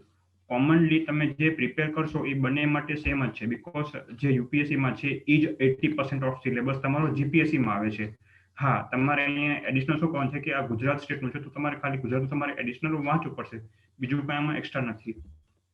હવે વાત કરીએ તો આ યુપીએસસી લે છે કોણ, જે તમારી પરીક્ષાઓ આવે છે એ કોણ કન્ડક્ટ કરે છે? તો યુનિયન પબ્લિક સર્વિસ કમિશન છે જે ઓલ ઓવર ઇન્ડિયા માટે એક્ઝામ્સ લેતું હોય છે. આમાં હર વર્ષે વેકેન્સી આવે છે. જનરલી આ વેકેન્સીઝ 2 પાર્ટમાં ડિવાઈડ હોય છે, એક ગ્રુપ એ અને ગ્રુપ બી. ગ્રુપ એમાં જો વાત કરું તો જે મોસ્ટલી પ્રિફરેબલ થાય છે બધા જ કેન્ડિડેટ દ્વારા એ આઈએએસ, ઇન્ડિયન એડમિનિસ્ટ્રેટિવ સર્વિસ, જે કલેક્ટર બી કહેવાય છે, then IPS, Indian police service, IFS, Indian foreign service, અને બીજી ઘણી બધી છે જેમાં જે સારી એવી પોસ્ટ છે. હવે આમાં ડિપેન્ડ કરે છે કે તમને પોસ્ટ કઈ રીતે મળે છે. એના માટે તમારા જે મેન્સના માર્ક્સ હશે એ પ્લસ તમારું જે ઇન્ટરવ્યુ હશે એના પર તમારો આખું મેરિટ બેઝ થશે અને એના પર તમને પોસ્ટિંગ મળશે. હવે તમે જોઈ શકો છો કે ઘણા બધા એવા પોપ્યુલર કેન્ડિડેટ્સ છે, જેમ કે યશવંત સિન્હા સર છે જે પોતે ફાઇનાન્સ એન્ડ એક્સટર્નલ મિનિસ્ટર રહી ચૂક્યા છે ગવર્મેન્ટ ઓફ ઇન્ડિયા માટે. પછી અરવિંદ કેજરીવાલ સર છે જે પોતે અત્યારે દિલ્હીના ચીફ મિનિસ્ટર છે. દેન આપણા અજીત દોવલ સર જે પોતે આઈપીએસ હતા અને અત્યારે એડવાઇઝર છે નેશનલ સિક્યુરિટી માટે, અને કિરણ બેદી મેમને તો બધા ઓળખતા હશે અત્યારે, જે પોતે અત્યારે લેફ્ટ ગવર્નર છે પુડુચેરી માટે. હવે તમને જો થોડોક આઈડિયા આપું કે યુપીએસસી હોય કે જીપીએસસી હોય એનામાં કઈ ટાઈપની આખી એક્ઝામ્સ લેવાય છે, તો બેઝિકલી યુપીએસસી હોય કે જીપીએસસી હોય એનામાં ટોટલ 3 સ્ટેજ હોય છે: પ્રિલિમ્સ, મેન્સ અને ઇન્ટરવ્યુ. પ્રિલિમ્સ હોય છે એમાં જનરલી યુપીએસસીમાં 2 પેપર હોય છે, એક પેપર 1, પેપર 2. બંને પેપર એમસીક્યુ ના હોય છે. આ જે સ્લાઇડ છે એ યુપીએસસી માટે છે પર્ટિક્યુલરલી, કેમ યુપીએસસી માટે છે. 2 પેપર તમારે લેવાશે, બંને એમસીક્યુ ટાઈપના હશે અને બંને પેપર 200 માર્ક્સના હશે. જે જનરલ સ્ટડીઝ 1 છે એમાં તમને 100 ક્વેશ્ચન્સ મળશે અને એના માટે તમને 2 કલાકનો ટાઈમ આપવામાં આવે છે. પર્ટિક્યુલર જે પેપર 2 છે જેને આપણે એપ્ટિટ્યુડ કહીએ છીએ, કે આપણે લોકલ લેંગ્વેજમાં કહીએ તો રીઝનિંગ અને મેથ્સ, અને યુપીએસસીમાં સીસેટ બી કહેવાય છે, એમાં 80 ક્વેશ્ચન્સ હોય છે અને એ જસ્ટ ક્વોલિફાય કરવાનું હોય છે કે તમારે તમારા જો ટોટલ માર્ક્સ 200 છે તમે એના 33% લાવી દીધા તો તમે ક્વોલિફાય થઈ ગયા છો, અને જો તમે આમાં ક્વોલિફાય થાવ છો તો જ તમને મેન્સમાં જવા મળશે. એટલે સીસેટ, ચલો તમે માની લો કે તમારા પેપર 1 છે એમાં 200 માંથી 120 બી આવે છે, બટ જે પેપર 2 છે એમાં તમે 33% બી પાસ નથી થતું તો તમારી એક્ઝામ તમે આગળ નહીં જઈ શકો. એટલે પેપર 1 જે છે એનામાં તમારે માર્ક્સ બી લાવવાના છે અને પેપર 2 માં તમને 33% માર્ક્સ લાવવાના છે. હા, અને જે આ પ્રિલિમ્સના માર્ક્સ છે આપણા ફાઇનલ મેરિટમાં કાઉન્ટ નથી થતા. હવે જો વાત કરું તો મેન્સ માટે, કે જે સ્ટેજ 2 છે, ચાહે જીપીએસસી હોય કે ચાહે યુપીએસસી હોય, તો એનામાં જનરલી જો જોવા જઈએ તો યુપીએસસીમાં ટોટલ જોવા જઈએ તો 2 પેપર હોય છે. પહેલા 2 કોઈ બી એક જે બંધારણમાં જે ભાષાઓ લખેલી છે એના ઉપર, અને એક ઇંગ્લિશ લેંગ્વેજનું. ઇંગ્લિશ લેંગ્વેજ કમ્પલસરી છે, બાકી તમે તમારા અકોર્ડિંગ કોઈ બી એક બંધારણની ભાષા લઈ શકો છો જેનામાં ગુજરાતી બી છે. જે બંને પેપર 300 માર્ક્સના હોય છે અને એમાં તમારે ક્વોલિફાય જ થવાનું છે અને તમને એમાં 25% આવવા જોઈએ માર્ક્સ. જે 300 માર્ક્સ છે ને 25% આવવા જોઈએ તો તમે ક્વોલિફાય કાઉન્ટ થશો. પછી આવે છે પેપર એસેનું, જેમાં તમારે નિબંધ લખવાનું હોય છે કોઈ બી કરંટ ટોપિક ઉપર, અથવા તો શું કહેવાય જે ટોપિક આપેલો છે એના પર. જનરલી પહેલા કેવું હતું કે ઓપ્શન આપતા કે તમે એ ઓર બી લખો. લાસ્ટ 2 યરથી એ લોકો ટોટલી જ બંને એસે કમ્પલસરી કરી દીધા છે. પછી ટોટલી જીએસ 4 જીએસ હોય છે: GS1, GS2, GS3 અને GS4. GS1 ની વાત કરું તો એમાં આપણો જે ઇતિહાસ રહી ચૂક્યો છે એ આવશે. પછી જે આપણો જે કલ્ચર છે એના વિશે, પછી ભૂગોળ છે એના વિશે, અને આપણી સમાજ કેવી છે ટોટલી ઓલ ઓવર ઇન્ડિયા માટે, કયા કયા મેન્સ માટે શું હતું, વુમેન્સ માટે શું હતું, અત્યારે કેવી આખી સોસાયટી છે એના પર તમને ક્વેશ્ચન પૂછે છે. અને હા, બીજી વાત, જેમ મેં પહેલા કીધું કે સ્ટેજ 1 માં એમસીક્યુ છે, અહીંયા તમારે પેપર આખા લખવાના હોય છે. મીન્સ અહીંયા આખું એક સબ્જેક્ટિવ થઈ જાય, તમારે આન્સર તમારા થોટ્સ લખવાના છે આના માટે. ટૂરની વાત કરું તો એ જ બંધારણ છે એમાં. પછી આખી રાજકીય જે આખી વ્યવસ્થા છે એ કઈ રીતે છે ઇન્ડિયા માટે એ. અને બીજો એક આમાં વિષય આવે છે GS2 ની અંદર જ, ઇન્ટરનેશનલ રિલેશન્સ, મીન્સ કે ભારતના બીજા દેશ સાથે સંબંધ કઈ રીતે છે એ હશે GS2 માં. GS3 ની વાત કરું તો આખું અર્થશાસ્ત્ર કયું છે એ, પછી જે આપણી સિક્યોરિટી છે એ, અને જેમાં સર ખુદ આપણા જે સંજય જોશી સર જેને ડિગ્રી લીધી છે એવું ડિઝાસ્ટર મેનેજમેન્ટ પણ આમાં ઇન્ક્લુડ થાય છે. GS4 ની વાત કરું તો એમાં એક એથિક્સ આવે છે કે આપણા અંદરના જે શું કહેવાય કે આપણું અંદરનું બિહેવિયર કેવું છે એ ચેક કરવા માટે. મીન્સ કે તમે આ GS 1, 2, 3 તમે કોઈ નોટ્સથી કે તૈયાર કરી લેશો, એમાં કોઈ ઇશ્યુ નહીં આવે. બટ તમે આ જે તમે જે એક્ઝામ આપો છો એના માટે તમારા શું થોટ્સ છે એ તમારે GS4 માં ચેક થશે. પછી 2 એક્સ્ટ્રા પેપર આવે છે, ઓપ્શનલ પેપર 1 અને ઓપ્શનલ પેપર 2. આ ફક્ત યુપીએસસી માટે છે, જીપીએસસીમાં ઓપ્શનલ પેપર હોતા નથી. ત્યાં ખાલી GS 1, 2, 3, 4 એસે, ઇંગ્લિશ અને ગુજરાતી હોય છે. ઓપ્શનલ પેપરમાં કહીએ ત્યાં એક આખું 28 સબ્જેક્ટનું લિસ્ટ આપેલું હોય છે, જેમાંથી તમારે એક સબ્જેક્ટ સિલેક્ટ કરવાનો, તમને એના ઉપર પેપર લખવાનું હશે. અને જે ઓપ્શનલ પેપર હોય છે એમાં કોલેજ લેવલના પ્રશ્નો હોય છે. હવે જનરલી લોકોને એ થતું હશે કે જે આખી આ મેં પીપીટી બનાવી બરોબર, એ તો ઇંગ્લિશમાં છે, તો શું મારે એક્ઝામ બી ઇંગ્લિશમાં જ આપવાની છે? ચિંતા ના કરો, એવું કાંઈ નથી. તમે ઇંગ્લિશ જે પેપર બી છે આ પેપર બી છે એ તમારે ખાલી ઇંગ્લિશમાં આપવાનું છે. બાકી તમે આના માટે બંધારણમાં કોઈ બી લેંગ્વેજ આપેલી હોય એ તમે લખી શકો છો, અને એ જ વાત છે પેપર એ માટે બી. હા, બટ અહીંયા તમને એ વાત ધ્યાન રાખવું પડશે કે તમે એવું ના કરી શકો કે GS1 માં મેં ઇંગ્લિશ લખ્યું તો અહીંયા GS2 માં હું લખી શકું ગુજરાતી. ના, તમારે આના માટે એક લેંગ્વેજ અને આના માટે તમે એક લેંગ્વેજ ચૂઝ કરી શકો છો. એમાં તમને ઓપ્શન મળે છે જે બંધારણમાં લેંગ્વેજ છે એના પર. હવે વાત કરું તો જે તમે પ્રિલિમ્સ પાસ કરી, કટ ઓફમાં તમારું મેરિટ બી આવી ગયું, તમે મેન્સમાં ગયા તમે. હા, અને જે આ પેપર હોય છે ટોટલ સ્ટેજ 2 માં મેન્સમાં એ ટોટલ હોય છે 1750 માર્ક્સના, અને જે જીપીએસસી વાત કરું તો એમાં આના હાફ માર્ક થઈ જશે, એટલે 900 અરાઉન્ડ જીપીએસસી માં માર્ક્સ હોય છે. હવે વાત કરું, તમે ચલો મેન્સ બી ક્લિયર કરી, હવે તમારું આવશે મેન સ્ટેજ ઇન્ટરવ્યુ, જ્યાં મોટા મોટા જે ઓલરેડી આ એક્ઝામ ક્રેક કરી ચૂક્યા છે કે જે હાયર પોસ્ટ ઉપર છે એ તમારો ઇન્ટરવ્યુ ચેક કરશે. ઇન્ટરવ્યુ ચેક કરશે કેવી રીતે? તો કે તમને બોલાવશે દિલ્હી જે યુપીએસસી ઓફિસ છે ત્યાં, અથવા જીપી છે તો એના સેન્ટર પર તમારો ઇન્ટરવ્યુ લેશે. પણ જે આ માર્ક્સ ઇન્ટરવ્યુ લેશે એમાં જે ઇન્ટરવ્યુ છે 275 માર્ક્સનો ઇન્ટરવ્યુ હોય છે જનરલી, અને એમાં તમારા અરાઉન્ડિંગ, જે તમારા સરાઉન્ડિંગ છે ત્યાં શું થાય છે તમારે એની બેઝિક નોલેજ હોવી જોઈએ. લાઈક જનરલી એ લોકો કરંટ અફેર્સ ઉપર બી પૂછે છે, અને હવે હાલમાં તો એ લોકો એવી તમને કન્ડિશન આપશે કે તમારે સપોઝ કે તમારા ઘરે આગ લાગી છે અને તમને એક ડીએમ, તમે એઝ અ ડીએમ છો ને તમારે એક જગ્યાએ જવાનું છે, તો તમે શું સિલેક્ટ કરશો? એમ તમારા એ થોટ્સ જાણવા માંગે છે કે તમે કઈ રીતે સિચ્યુએશન હેન્ડલ કરી શકો છો. એના માટે તમે જો ઇન્ટરવ્યુ પાસ થઈ ગયા તો જે તમારું ફાઇનલ મેરિટ બનશે એ બનશે જે આપણું હતું મેન્સ 1750 માર્ક્સ એના પર પ્લસ ઇન્ટરવ્યુ થઈને કુલ માર્ક્સ થાય છે 2025. એના પર તમારું આખું મેરિટ બનશે, અને મેરિટ ઉપર જ તમને સર્વિસ અને કેડર મળે છે. આ તો થઈ ગઈ જસ્ટ એક્ઝામની વાત. હવે કોણ લોકો એક્ઝામ આપી શકે, કેટલા વર્ષ સુધી, કેટલા અટેમ્પ મળે છે અને શું ક્વોલિફિકેશન જોઈએ એની વાત કરીએ. જે જનરલ કેટેગરીના છે એ લોકો 21 વર્ષથી લઈને 32 વર્ષ સુધી પરીક્ષા આપી શકે છે. એ લોકોને 6 અટેમ્પ મળે છે, અને ગ્રેજ્યુએશન કોઈ બી સ્ટ્રીમમાંથી કરેલું હોય એ લોકો એક્ઝામ આપી શકે છે, અને જે લાસ્ટ યરમાં હોય એ લોકો બી એક્ઝામ આપી શકે છે. જો ઓબીસી કેટેગરીની વાત કરું તો એ લોકો માટે વય મર્યાદા છે 21 થી 35 વર્ષની. જેમ જનરલ માટે અટેમ્પ 6 હતા એમ અટેમ્પ એ લોકો 9 આપી શકે છે 21 થી 35 વર્ષ વચ્ચે. સેમ ક્વોલિફિકેશન બધા માટે સેમ છે કે તમારે કોઈ બી એક ડિગ્રી જોશે કોલેજની. એસસી એસટી ની વાત કરું તો એના માટે અટેમ્પમાં કોઈ લિમિટ નથી, બટ હા એ લોકો માટે એક એજ લિમિટ આવશે જે છે 21 થી 37 વર્ષની. અને આમાં એવું તમે અટેમ્પ્ટ કઈ રીતે કાઉન્ટ થાય એ બી તમને કહી દઉં. તમે ફોર્મ ભર્યું, તમે પ્રિલિમ્સ આપી ત્યારે તમારો અટેમ્પ્ટ કાઉન્ટ થશે. તમે ફોર્મ ભરો છો અને એક્ઝામ નથી આવતો તો તમારો અટેમ્પ્ટ કાઉન્ટ નહીં થાય.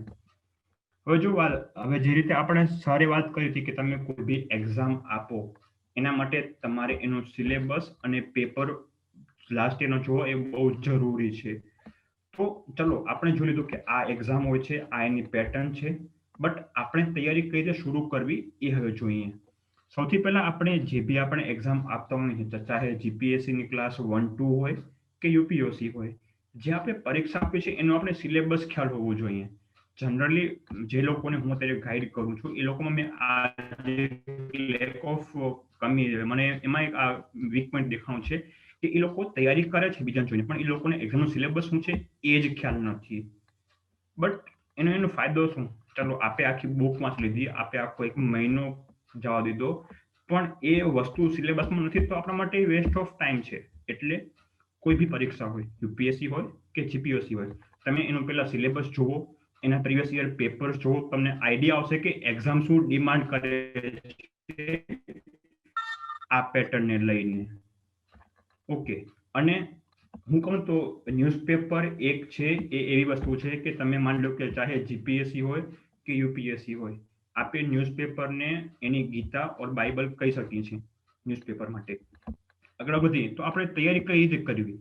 સૌથી પહેલા જેમ મેં કીધું કે તમે પહેલા સિલેબસ જુઓ એક્ઝામનું, પેપર વાંચો અને ન્યૂઝપેપર વાંચવાનું સ્ટાર્ટ કરી દો. એના પછી શું કરવાનું? આપણે જ્યારે આપણો ફર્સ્ટ ડે હોય ત્યારે આપણે શરૂઆત કરવાની છે એનસીઈઆરટી થી. ઘણા મને પૂછે છે કે એનસીઆરટી શું કામ, બીજું કેમ નહીં. મને એવા બી મળે છે કે સર અમે તો એનસીઆરટી કે જીસીઆરટી છે એ અમે સ્કૂલમાં ભણી ચૂક્યા છીએ. ચલો એનસીઆરટી બુક્સ બી બહુ મોટી આવે છે, બહુ બધી બુક્સ છે, અમે કોઈ બીજી બુક્સ રિફર કરી બીજા કોઈ પબ્લિકેશનની, તો હું એમને સજેસ્ટ કરું છું કે જો યુપીએસસી હોય કે જીપીએસસી હોય એ ગવર્મેન્ટ એક્ઝામ કન્ડક્ટ કરે છે અને એ ગવર્મેન્ટ ઓથોરાઇઝડ બુક જશે.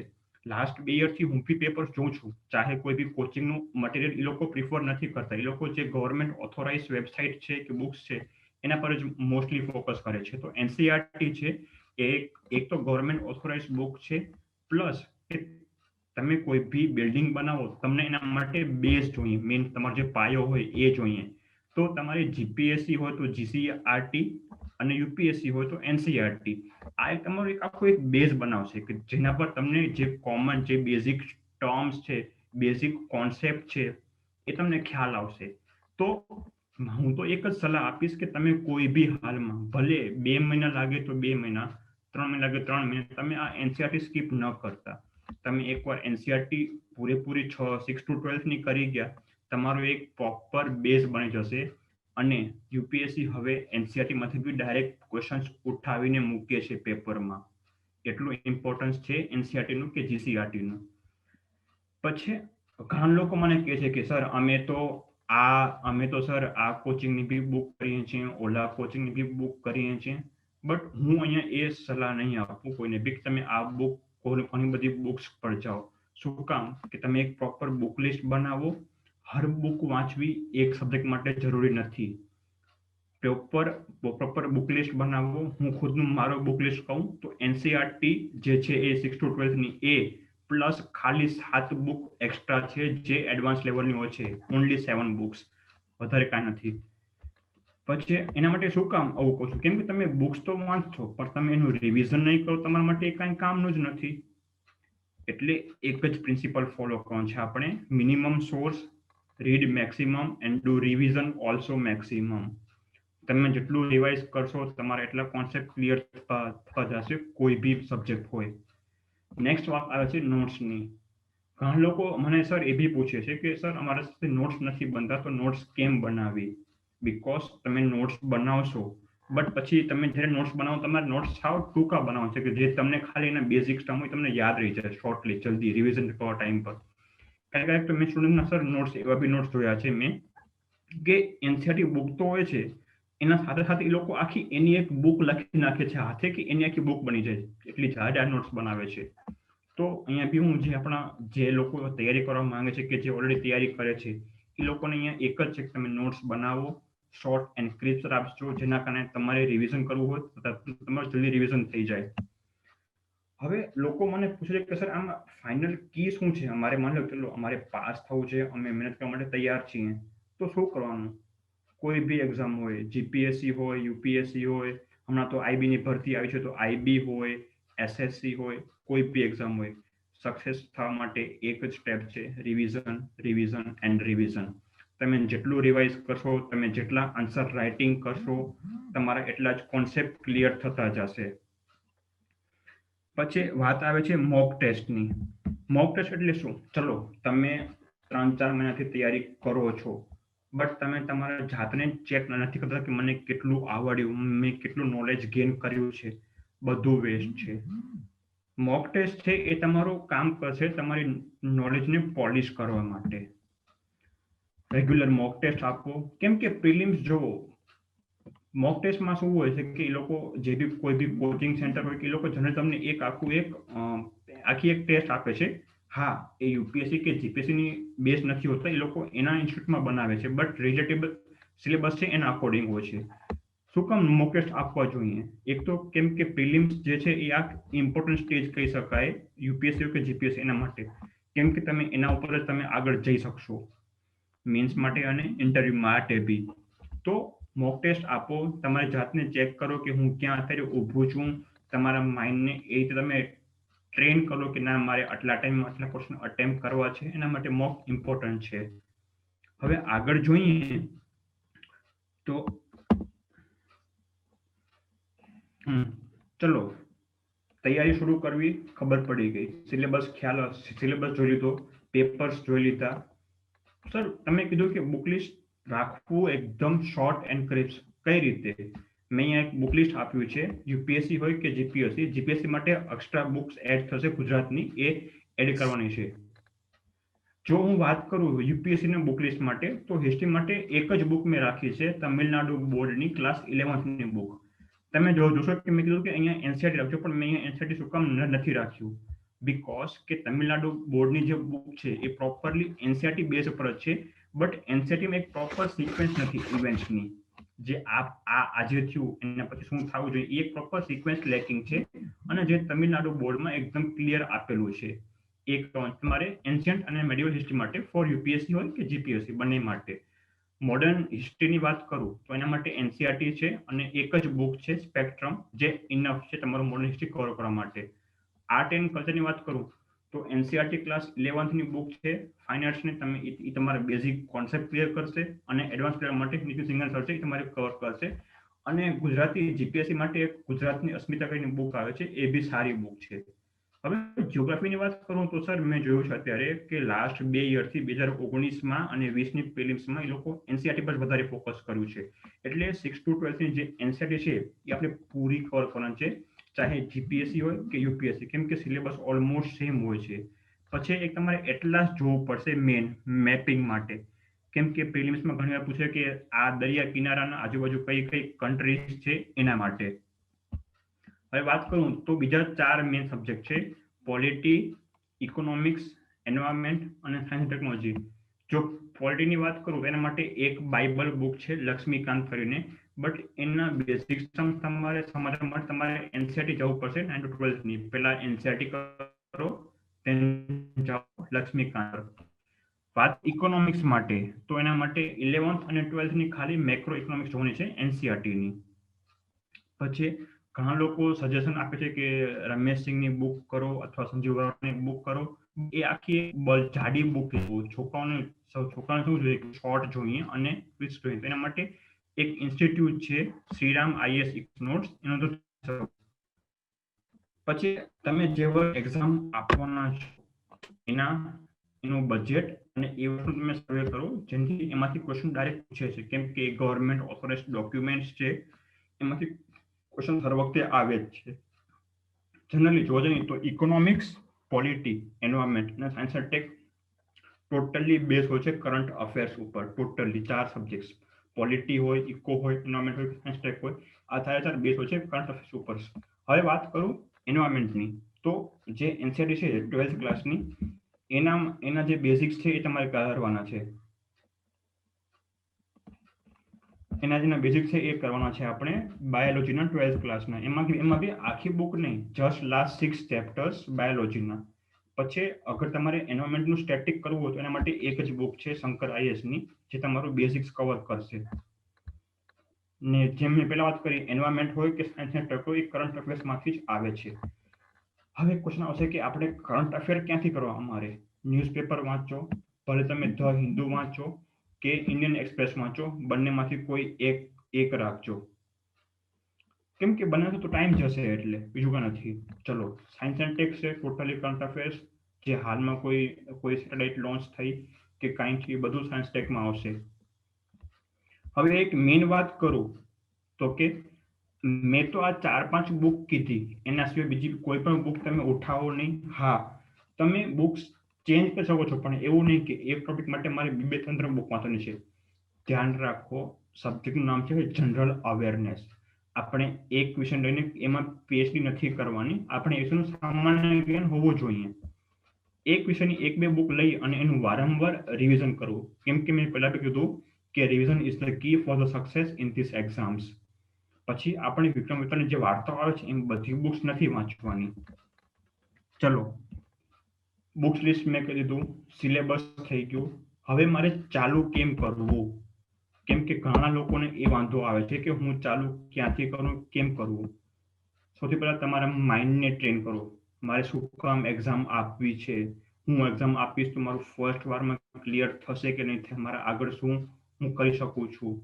કેમ કે યુપીએસસી હોય એમાં આ એક ફેક્ટ છે જે ટોપર્સ બી કહે છે અને ઘણા સિનિયર્સ બી કહે છે કે યુપીએસસી હોય કે જીપીએસસી હોય, એમાં ફર્સ્ટ અટેમ્પ્ટમાં ક્લિયર થાય એવા મેક્સિમમ 10 to 12% હોય છે, 10 થી 12% લોકો હોય છે જે ફર્સ્ટ અટેમ્પમાં ક્લિયર થાય છે.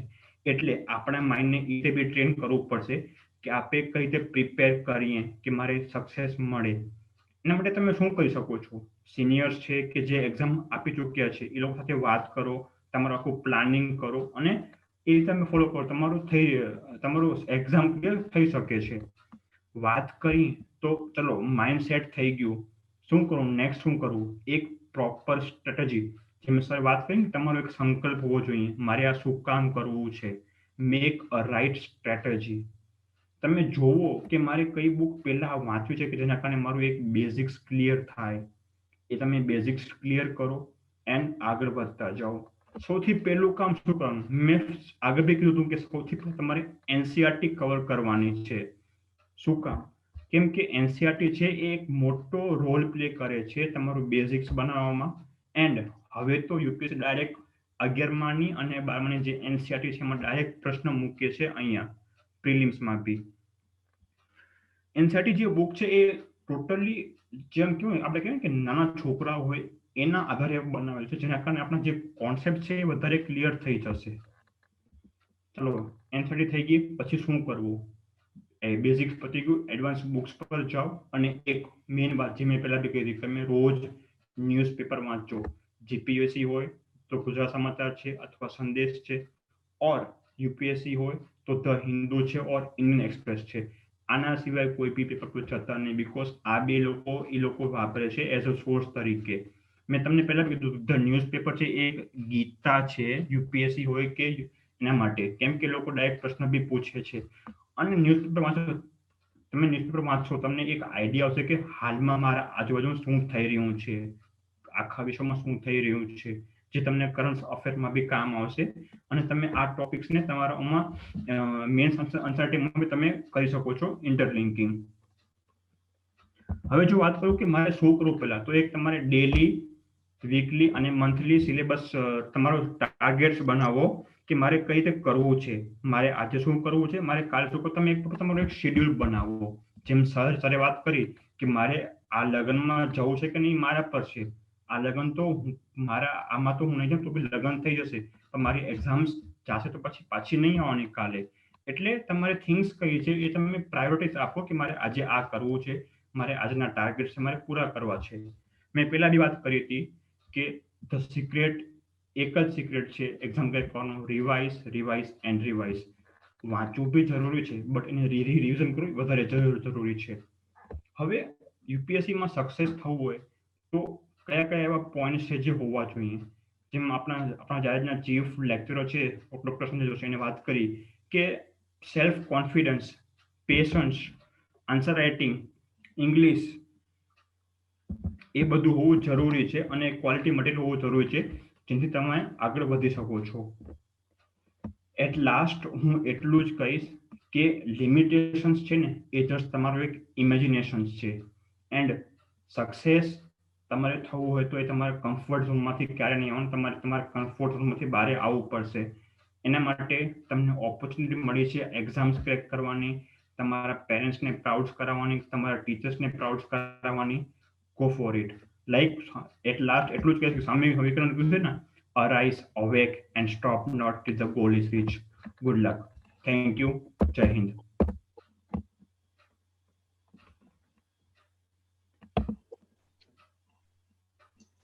Thank you પારસભાઈ. ઘણી માહિતી રહી બધા જ સ્ટુડન્ટ્સ માટે, કારણ કે ખૂબ જ ડિસ્ક્રિપ્ટિવ અને એક મુદ્દાઓ તમે કવર કરેલા હતા કે કઈ બુક્સ કઈ રીતે કેવી રીતે. તો આઈ હોપ બધા સ્ટુડન્ટ્સને ઘણું ઇન્ફોર્મેટિવ રહ્યું હશે આ, એસ્પેશિયલી જેને કોમ્પિટિટિવ એક્ઝામ્સની એ લોકો પ્લાન આઉટ કરે છે ને એને સંકલ્પ લીધેલો છે કે મારે આ ફિલ્ડ પર જવું છે.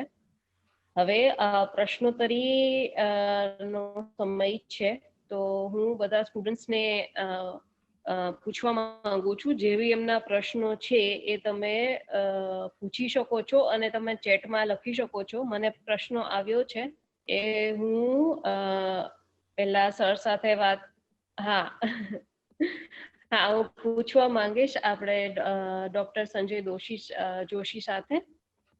ઓકે. અને હા સર, એકચ્યુઅલી સ્ટુડન્ટનો એક ક્વેશ્ચન છે કે આ તમારા કારકિર્દી પ્રમાણે તમે ઘણી બધી પોસ્ટમાં કામ કરેલું છે, લાઈક મેં જ્યારે ઇન્ટ્રોડક્શન આપ્યું ત્યારે મેં તમારી બધી પોસ્ટ વિશે અને એટ ધ સેમ ટાઈમ તમારી ડિગ્રી વિશે બી મેં કહ્યું, કારણ કે જેવી રીતે તમારે અલગ અલગ ડિગ્રીઓ છે એવી રીતે તમારી પોસ્ટ બી તમે અલગ અલગ માં કામ કરેલું છે. તો અને પછી તમે જે રીતે ઇન્ટ્રોડક્શન આપ્યું હતું કે જે રીતે તમારું સ્ટડી સ્ટાર્ટ થયેલું હતું, તો આ બધું કઈ રીતે મેનેજ થયું? આ એક બહુ બેઝિક ક્વેશ્ચન, કારણ કે જે રીતે ડિગ્રીની છે એ મારે બી જાણવું છે. હા, ડિગ્રીમાં તો એવું થયું કે જ્યારે મારે પ્રાંત ઓફિસર તરીકે કેસ ચલાવવાના આવતા ને, એટલે વિવિધ એમાં બોમ્બે પોલીસ એક્ટ ને આ જમીનનો એક્ટ ને એન્વાયરમેન્ટનો એક્ટ ને એવા બધા જે કાનૂનો જાણવા પડતા હતા, મારે એનો આધાર વકીલો પર રાખવો પડતો. એટલે પછી જજ તરીકે કામ કરતા કરતા મને એમ થયું કે જો LLB કરેલું હોય તો આ બધામાં સારું કામ લાગે. બીજું, સરકારમાં અધિકારી તરીકે જ્યારે કેસીસ દાખલ થાય હાઈકોર્ટમાં ને બધા, ત્યારે અમારે જે લોકો સામાન્ય કારકિર્દી સાથે સરકારી વકીલ બની ગયા હોય એવા લોકો જે એફિડેવિટ બનાવીને આપે એના પર અમારે સહી કરવાની થતી. એટલે મને એમ થયું કે જો આપણે LLB કરેલું હોય તો આપણે, બીજું કે આપણને કોન્સ્ટિટ્યુશન વિશે ખબર પડે.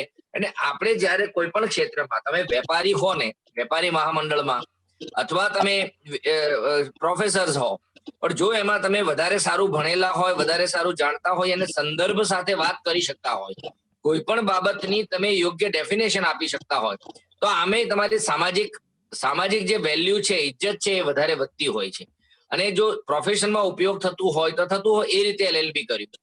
પછી જ્યારે વિશ્વમાં હિન્દુત્વ, પછી માર્ક્સવાદ અને અમેરિકાનો મૂડીવાદ, એની જ્યારે ચર્ચાઓ ચાલી, ત્યારે મને એમ થયું કે મારો જીવો અને જીવવાદો વાળો જો મારો હિન્દુ સમાજ જે છે, એને મારે વિશ્વમાં કોઈની સામે ડિબેટમાં ઉતરવું હોય તો પછી મેં એની સામે માર્ક્સવાદ, કમ્યુનિસ્ટ વાંચવાનું ચાલુ કર્યું. જ્યારે મેં એ વાંચ્યું ત્યારે કોઈએ એમ કહ્યું કે તમે માર્ક્સવાદ વાંચો છો પણ આ તો સોશિયોલોજી છે. પછી મને એમ થયું કે લાવો માસ્ટર્સ ઇન સોશિયોલોજી વાંચીશ તો જે સમાજ સાથે મારે કામ કરવાનું છે, એટલે મતલબ કે મારી નોકરીની આવશ્યકતાઓ જેમ જેમ ઊભી થતી ગઈ એમ પરફેક્શન માટે હું આ બધી ડિગ્રીઝ લેતો ગયો. ડિઝાસ્ટર મેનેજમેન્ટમાં પણ એવું થયું, પૂર રાહત કામગીરીમાં ને એમાં તો જવાય છે, પરંતુ જે ઇન્ટરનેશનલ ઇન્સ્ટિટ્યુશન સાથે કામ કરવાનું હતું તો એમાં મને એવું લાગ્યું કે now I should have a degree in disaster management, એટલે post graduate diploma in disaster management કર્યું. આમ પોતાની સ્થિતિને વધારે મજબૂત બનવા માટે શું ભણી શકાય, શું વાંચી શકાય અને કેવી રીતે આપણે વેલ ઇક્વિપ રહીએ. કે આ ધારો કે હું ગયા વર્ષ સુધી 50 સૂર્ય નમસ્કાર આરામથી કરું છું અને આજે પણ કરી શકવાની ક્ષમતા ધરાવું છું. તો મારો મૂળ કહેવાનો મતલબ એમ છે કે જો જિંદગીને મસ્ત રીતે જીવવી હોય તો આપણે એને શ્રેષ્ઠ બનાવવાની કોશિશ એવરી ડે કરવી જોઈએ. Thank you. Okay, thank you sir. Actually બહુ એક ઇમ્પોર્ટન્ટ વાત કરી તમે કે જે રીતે આપણે આપણા વર્કમાં જેની જરૂર પડે એ પ્રમાણે જ્ઞાન લેતું જવું, એ જ્યાં છીએ ત્યાં સ્ટોપ નથી થઈ જવાનું, આગળ વધવા માટે નવું એટલા માટે જ કહેવાય છે લર્નિંગ એ નેવર એન્ડિંગ પ્રોસેસ. આ રોજગારી માટેની નોકરીઓ નથી, આ વ્યક્તિત્વ બનાવવા માટે રોજગારી. આ નોકરીઓમાંથી રોજગારી તો એક સામાન્ય એક ભાગ છે. આ દેશ માટે આપણે કંઈક કરવું હશે ને તો આપણે આપણી જાતને સદૈવ શક્તિશાળી બનાવવા પડશે. કે કાલ ઉઠીને હાથમાં લાઠી ઉઠાવવાનો વખત આવ્યો કોઈને બચાવવા માટે તો એ પણ કરવાની આપણામાં ક્ષમતા હોવી જોઈએ. કાલ ઉઠીને આપણે કોઈના માટે ભૂખ્યા રહેવાનો વખત આવ્યો તો એ પણ કરવાની, એટલે મતલબ શારીરિક ક્ષમતા, માનસિક ક્ષમતા અને આપણી બૌદ્ધિક ક્ષમતા, એ તમામમાં વધારો કરીએ ત્યારે પર્સનાલિટી કહેવાય. Sorry, thank you. Okay sir, હજી બીજો ક્વેશ્ચન છે કે જ્યારે ઘણા બધા ડિસ્ટ્રેક્શન્સ થતા હોય અને આપણા ક્લોઝ વન્સ નો એટલો સપોર્ટ ના મળતો હોય તો શું કરવું? જ્યારે સ્ટડીની વાત છે ત્યારે. પ્રશ્ન ફરીથી. જ્યારે સ્ટડીની વાત છે તો સ્ટડીમાં ઘણા બધા ડિસ્ટ્રેક્શન્સ આવતા હોય છે. હા મિત્રો, એ ડિસ્ટ્રેક્શન તો સદૈવ આવવાના, પણ છે ને મનમાં સંકલ્પ કરી, ધારો કે નક્કી કર્યું કે 4:30 ઉઠવું છે તો લોકો 4:30 નું એલાર્મ રાખે, પછી 4:35 નું રાખે, પછી 4:45 નું રાખે. પહેલું એલાર્મ વાગે ને પછી એમ કે ના બીજા એલાર્મમાં ઉઠીશ, પછી ત્રીજા 3 એલાર્મમાં ઉઠી જતા હોય છે. કઈ વાંધો નહીં, 3 એલાર્મ થી શરૂઆત કરો. પણ તમે તમારી જાતને વચન આપો. અને બીજું, તમે છે ને તમારી જિંદગીને એક રીતે જુઓ, તમે સમગ્ર વિશ્વને અને એ રીતે ભારતને જુઓ, અને એ ભારતની અંદર તમે એક મહત્વના વ્યક્તિ તરીકે જુઓ.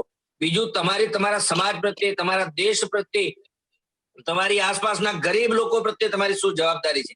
તમે ફેસબુક ઉપર કોઈ ગરીબને કોઈ મદદ કર્યાની પોસ્ટ વાંચો છો તો એ ફોરવર્ડ કરવા માટે તરત જ ઈચ્છા થઈ જાય.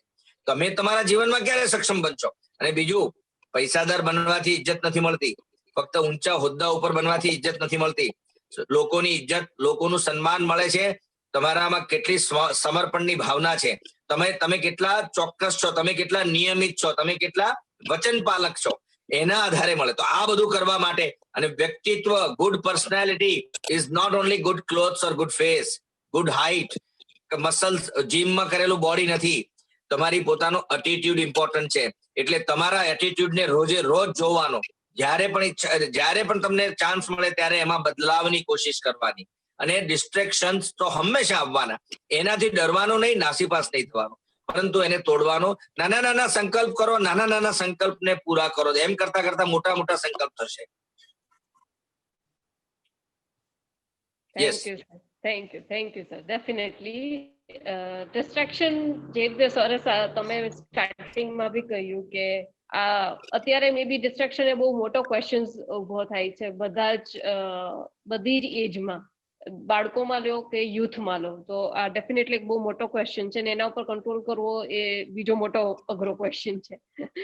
અને એના પછી સર હજી એક ક્વેશ્ચન છે સ્ટુડન્ટને કે કઈ બેસ્ટ જે માસ્ટરની ડિગ્રી માટે કયો બેસ્ટ સબ્જેક્ટ રહેશે?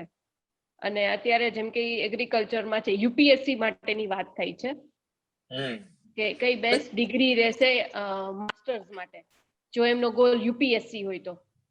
આના માટે છે ને, આના માટે મને તો આ બધી પરીક્ષાઓ પાસ કરે 27 વર્ષ થઈ ગયા.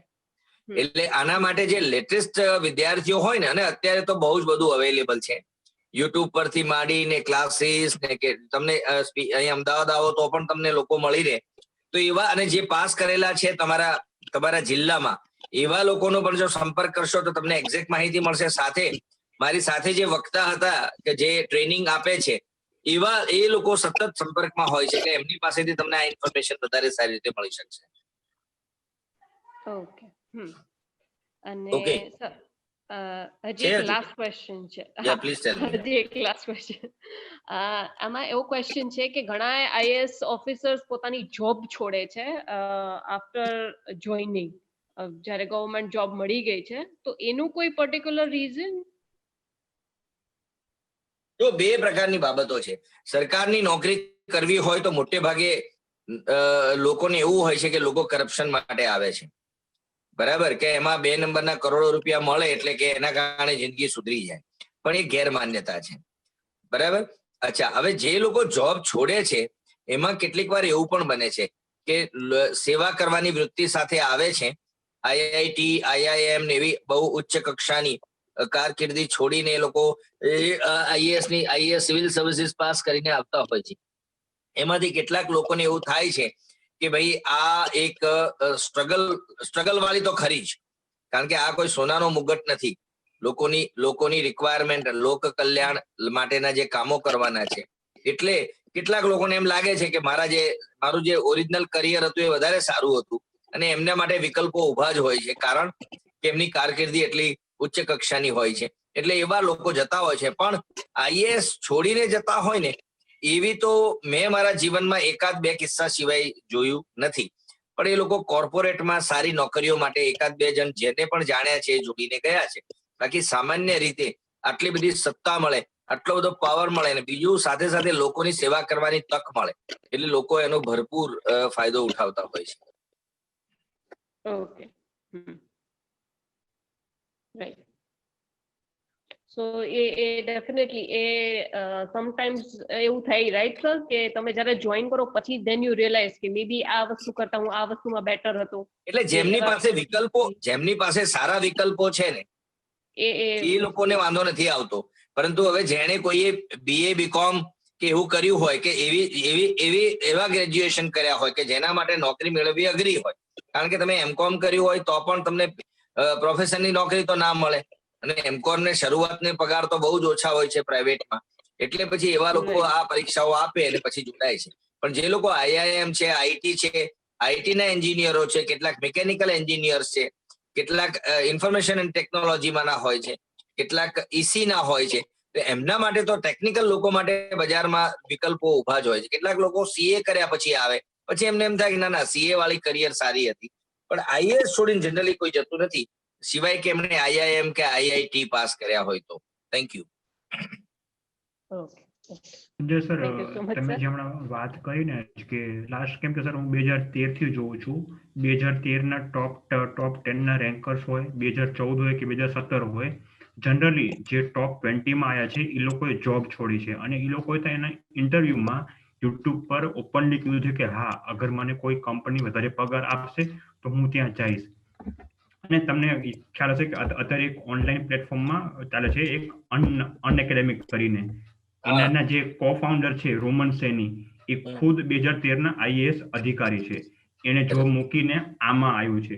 તો સર મને સર એવું ક્યાંક એવું લાગતું નથી કે આ લોકો જસ્ટ શું કહેવાય કે મની માટે અથવા નેમ ફેમ થાય એના માટે આવા લોકો આવતા હોય છે અહીંયા? એટલે આમાં કેવું છે, એક તો બેમર્યાદ આમાં બહુ જ અઢળક પાવર્સ હોય છે, રાઈટ?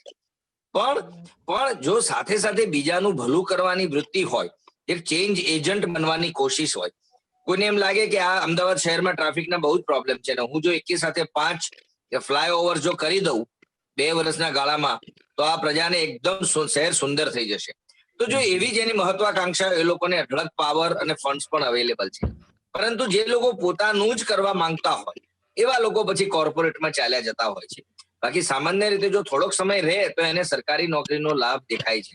અમે લોકો આટલા વર્ષે, મારે જયારે હજુ 7 વર્ષની નોકરી બાકી છે, જયારે રિટાયરમેન્ટની, અર્લી રિટાયરમેન્ટની વાત કરીએ ને, ત્યારે અમારા અધિકારીઓ ના પાડતા હોય છે કે ના સંજય, તમારી જે તક છે અત્યારે તમને લોકોની સેવા કરવાની. અને બીજું હું તમને કહું કે મોંઘા બેડરૂમોમાં કે મોટા મોટા સ્વિમિંગ પુલ વાળા બંગલોમાં કે ફાર્મ હાઉસમાં રહેવાથી જે સંતોષ મળશે ને, એ અત્યંત કામ ચલાવ છે. પણ જે હજારો વિધવા લોકોને પેન્શન આપ્યું હોય, કેટલાય હોમલેસ લોકોને મકાનો આપ્યા હોય, દૂરના અંતરિયાળ વિસ્તારોમાં રહેતામાં પીવાના પાણીની પાઇપલાઇનો કરી હોય, એમને ત્યાં જતા રસ્તાઓ, પાકા રસ્તાઓ કર્યા હોય, પછી અનેક વૃક્ષારોપણમાં અનેક ઝાડ વાવ્યા હોય, તો આનો જે સંતોષ છે ને, એ ચિરંજીવ સંતોષ છે. સદૈવ આ ચિંતન વર્ષો સુધી આપણા મનમાં અંકિત રહે છે, અને એના કારણે આપણી પર્સનાલિટીને બહુ ફાયદો થાય છે. Thank you. ઓકે. વાંચવું જરૂરી છે. આ સવાલ મારો પણ છે, કેટલા કલાક સુધી વાંચવું જરૂરી છે? કોને પૂછ્યો? મને પૂછ્યો કે સાહેબને પૂછ્યો છે? સર, આપને પૂછ્યો છે. કેટલા કલાક સુધી વાંચવું જોઈએ પરીક્ષા માટે? જી સર. જુઓ, તમે છે ને સચિન તેંડુલકરની, વિરાટ કોહલીની જિંદગીને જોઈ લો કે જે સ્તર ઉપર એ લોકો પહોંચ્યા છે, કેટલા કલાકની મહેનત કરે છે, ખાવાના કેટલા બધા ડિસ્ટ્રેક્શન એમણે છોડ્યા છે. એમણે, એ લોકો મતલબ ઘરે જ નહોતા જતા, એમ સમજો ને. સચિનની જિંદગી જો તમે વાંચો તો તમને ખ્યાલ આવે. એટલા માટે હું જો જેટલા પણ કલાક વાંચો એટલા કલાક ઓછા છે, પરંતુ સાથે સાથે એટલું ચોક્કસ કહીશ કે મગજ સ્વીકાર કરે ત્યાં સુધી વાંચવું, પછી બ્રેક લેવો. પરંતુ જેમ જેમ એમાં રસ કેળવતા જશો, એની સાથે તમારા જીવનના ધ્યેયને જોડી દેશો. એક પાનું વાંચો છો અથવા એક કોઈ પણ એક ચેપ્ટરના 10 પાના વાંચો છો, તો એ 10 પાના સાથે ફક્ત વાંચવાનો સંકલ્પ નથી, વાંચવાનો પૂર્ણ કરવાનો ધ્યેય નથી, એની સાથે તમારા જીવનને ધ્યેયને હજારો તમે જેની સેવા કરવાના છો એવા લોકોના ધ્યેયને સાથે જોડો, તો તમને ઇન્ટરનલ મોટિવેશન રહેશે. And you don't do it for your self. કે કોઈ માણસ કોઈ મજૂર બહુ મોટો ડેમ બનાવતો હોય અને એને જઈને પૂછો તો એક મજૂર એમ કે છે કે હું તો મારી રોજી કમાઉં છું, અરે હું આ પથ્થર તોડું છું. બીજો મજૂર એમ કે છે કે હું મારી રોજી કમાઉં છું, મારા બાળકોનું પોષણ કરું છું. અને ત્રીજો એમ કે છે કે હું આ દેશ માટે અને આ દેશના ખેડૂતો માટે એક બહુ મોટી યોજનામાં સહભાગી થઈ રહ્યો છું. મતલબ એ રીતે જો સંકલ્પ કરો. પરંતુ મને એવું લાગે છે કે કેટલાક લોકોને 6 કલાક વાંચે તો પણ ચાલે છે, કેટલાક લોકોને 8 કલાક વાંચવાની આવશ્યકતા રહે છે. પરંતુ તમારે ધીમે ધીમે નક્કી કરવું પડે, અને પહેલા દિવસના અઠવાડિયાના અને મહિનાના ટાર્ગેટ નક્કી કરવાના અને કેટલા ટાર્ગેટ પૂરા થયા છે તે ચેક કરતા રહેવું પડે. એ પ્રમાણે કલાકો વધારવા જોઈએ.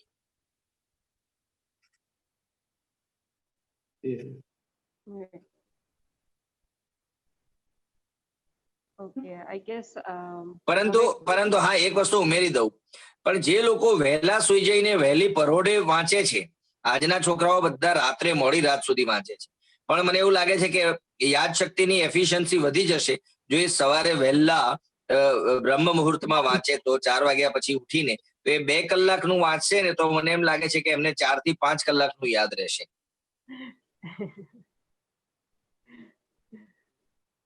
ડેફિનેટલી ક્વોન્ટિટી કરતા ક્વોલિટી પણ મેટર કરે છે વાંચવાના મેટર પર. આઈ ગેસ હવે કોઈને Sir, question basically, sir, yeah, 1 minute, ma'am. Sapna, ma'am. Can I ask? Sure Sir, Sanjay sir, જે 2016 થી જાણે જોયું છે કે જે બી ટોપર છે એ લોકો રાતના વાંચતા હોય છે, બીકોઝ એ લોકોને કાં તો કોઈ દિવસના કોઈ જોબ હોતી હોય છે અથવા કાં તો એ કોઈ કામથી રાતના વાંચતા હોય છે. બટ એ જ ટોપર છે કે કોઈ એડ્યુકેટર છે એ લોકોનું એવું કહેવાનું હતું કે તમે રાતના વાંચો કે દિવસના વાંચો એનાથી કોઈ ફરક નહીં પડતો. હા, બટ એક્ઝામ્સ ટાઈમ આવે ત્યારે તમારે થોડુંક વહેલું જાગવું પડશે, કેમ કે એક્ઝામ્સ રાતના નહીં હોય, દિવસના હશે એટલે. તો એનાથી શું સાચે ઇફેક્ટ પડશે કે આપણે સવારે વાંચીએ કે પછી રાતના કંઈક? બીકોઝ સી મારી ખુદની કોલેજ હોય છે તો દિવસના ઓલરેડી હું 8 થી 5 કોલેજમાં હોઉં છું. ટાઈમ મળે છે એ રાતના મળે છે, ફ્રોમ 9 to 2 or 9 to 3 રાતના સુધી. So is it affect really at the time of exam? એટલા માટે કે જ્યારે એક્ઝામ્સ આવે. મારું પોતાનું બાયોલોજીકલ, મેં છે ને મારી ઉંમર 53 વર્ષ થઈ, બરાબર, but today I can run 5 kilometres. બીજું કે મેં કહ્યું ને કે 50 પુશઅપ્સ કે દંડ બેઠક કરવા હોય તો કરી શકું છું. પણ એનું મને એવું લાગ્યું છે કે જે મેં 8:30 9 વાગે સુઈ જવાનું શરૂ કર્યું ને ત્યારે આપણી બોડીનું જે બાયોલોજીકલ સાયકલ છે એની સાથે મેચ થતું થયું. બીજું કે સવારે વાંચી હું જયારે 3 વાગે વાંચવા ઉઠું ને અને 5 5:30 સુધી કરું અને પછી દિવસ માટે તૈયાર થવા માટે હું વચ્ચે અડધો પોણો કલાક ફરી સુઈ જાઉં. એટલે એનાથી શું થાય કે પાછી ફ્રેશનેસ આપણને આવી જાય અને જે 3 કલાક વાંચ્યા પછીની આરામ. પણ આ અગેન આ વ્યક્તિ ઉપર આધારિત છે. એમના કોઈના માટે બધા માટે એક સરખો નિયમ ન થઈ શકે, પરંતુ એમણે ચેક કરી લેવું જોઈએ કે આ બંને પ્રયોગોમાં મને કયો પ્રયોગ વધારે અનુકૂળ છે. કારણ કે મેં જે બાયોલોજીકલ સાયકલની વાત કરી ને એ તો 40 પછી ખ્યાલ આવે. જુવાન છોકરાઓને તો ઉજાગરા કરે ને તો પણ બીજા દિવસે ફ્રેશ દેખાય, જ્યારે અમારા જેવા વૃદ્ધ માણસો એ જે થકાન બીજા દિવસે દેખાય. એટલે વ્યક્તિએ પોતે નક્કી કરવાનું છે કે એને કયો વિકલ્પ વધારે યોગ્ય છે. Thank you. અને સર સર તમે વાત કરી સર અહીંયા બી અત્યારે બી અફેક્ટ થાય છે, બીકોઝ હમણાં મેં એસએસસીની એક્ઝામ્સ આપી છે, સ્ટાફ સિલેક્શન કમિશન્સની. તો બેઝિકલી જે લોકો રાતના વાંચતા હોય છે ને એ લોકોનું માઇન્ડ એક્ઝામ ટાઈમમાં હેંગ થઈ જાય છે, બીકોઝ એ લોકોને એ ટાઈમમાં વાંચવાની પ્રેક્ટિસ હોય નહીં, બાયોલોજી ક્લોક આખું ખરાબ થઈ ગયું, એટલે એ લોકો યાદ હોય બટ એને ટોટલી અપ્લાય નથી કરી શકતા એ ટાઈમ ઉપર. ભાઈ મેં તો અનુભવ કર્યો છે કે જેનું કબજિયાત હોય ને, યસ સર, જેને પેટમાં કબજિયાત રહેતી હોય એને પણ કારણ કે હળવા, જ્યારે તમારું પેટ સાફ હોય ને ત્યારે વ્યક્તિ એકદમ હળવો ફૂલ થઈને વાત કરે. યસ સર, બરાબર. એટલે એની પણ બહુ મોટી અસર થતી હોય. અને બીજું કે જે લોકો સતત પાણી પીવે છે, બોડીને સતત water is the best tonic. એટલે આ બધી નાની નાની બાબતો છે, પરંતુ નિયમિતતાની ને સંકલ્પની બાબત છે, જેનાથી ઓવરઓલ પર્સનાલિટીમાં તાકાતમાં ફરક પડે છે. Thank you so much sir. Okay, thank you sir બધાના ક્વેશ્ચન્સ ના આન્સર્સ દેવા માટે, કારણ કે ઘણા બધાના કન્ફ્યુઝન્સ આજે દૂર થયા હશે, કારણ કે થોડાક પર્સનલ હતા, થોડાક એક્ઝામ્સ ને લઈને હતા, તો બધાએ પોતપોતાના ક્વેશ્ચન્સ આજે તમારી સામે મૂક્યા હતા. હવે અમદાવાદથી આપણી સાથે જોડાયેલા છે શ્રી હર્ષદભાઈ ચૌહાણ, એનું સ્વાગત કરું છું, જે ખૂબ સારા વાચક છે અને મેરા ઘર મેરા પુસ્તકાલયના સદસ્ય પણ છે. એટલે એમનું સ્વાગત છે હર્ષદભાઈનું. અને એના પછી હવે હું પૂર્વીબેનને, આપણા પૂર્વીબેન ખંખારિયાબેનને જે બળદિયા ગામથી છે, એમને હું આભાર જણાવવા માટે હું બોલાવવા માંગીશ. જેને એમકોમ કમ્પ્લીટ કર્યું છે અને અત્યારે એમનું બીએડ રનિંગ છે, જે ખુદ એક શિક્ષકની લાઈનમાં જવાના છે, જે શિક્ષક જે આપણું મૂળ છે. તો એમને હું પૂર્વીબેનને કહીશ કે એ આવીને આભાર વ્યક્ત કરે અને આજના સારા એવા આપણા વેબિનારને આપણે અહીંયા પછી પૂર્ણવિરામ આપી શકીએ. પૂર્વીબેન. નમસ્કાર, સૌને મારા નમસ્કાર. આપણે આજે મેરા ઘર મેરા પુસ્તકાલયની ટીમ દ્વારા આયોજિત એક ડગલું શિક્ષણ તરફ એ વેબિનાર આજે આયોજિત કર્યો. એના મુખ્ય વક્તા એવા ડોક્ટર સંજયભાઈ જોશીને પહેલા તો હું કોંગ્રેચ્યુલેશન્સ કહેવા માંગીશ, કારણ કે તેમણે પીએચડી ની ડિગ્રી લીધી. ત્યારબાદ તેમણે જે બધી વાત કરી એ મારા જીવનની સાથે સાથે અહીં ઉપસ્થિત દરેક કોલેજિયન અને યુવાનોના જીવનને ખૂબ જ ઉપયોગી નીવડી. તો હું તેમનો પણ ખૂબ જ આભાર માનીશ.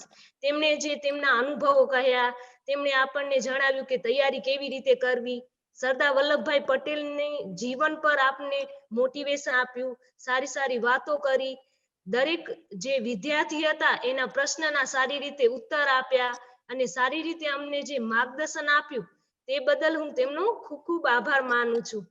સાથે સાથે આપણા મેરા ઘર મેરા પુસ્તકાલયના જે સદસ્ય છે એવા હર્ષદભાઈ ચૌહાણનો પણ હું ખૂબ ખૂબ આભાર માનીશ. સાથે સાથે આપણા બીજા વક્તા એવા પારસભાઈએ યુપીએસસી અને જીપીએસસી વિશે ખૂબ જ સારી પ્રાથમિક થી લઈને ખૂબ જ ડિટેલમાં જે માહિતી આપી, જે દરેકને ખૂબ જ ઉપયોગી નીવડી, તેના બદલ પણ હું તેમનો આભાર માનું છું. સાથે સાથે આપના કાર્યક્રમનું સંચાલન કરનાર સપનાબેન પડેચાનો પણ હું ખૂબ ખૂબ આભાર માનીશ. અને આપના બધાને સાથે લઈ આવનાર એવા આપણા સાગરભાઈ ચવચેટા, એમનો પણ હું ખૂબ ખૂબ આભાર માનીશ.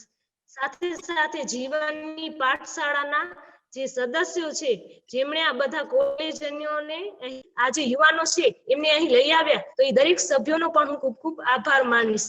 અને સાથે સાથે મેરા ઘર મેરા પુસ્તકાલયની જે ટીમ છે, જેણે આટલું સરસ આયોજન કર્યું છે, એ દરેકનો હું ખૂબ આભાર માનીશ.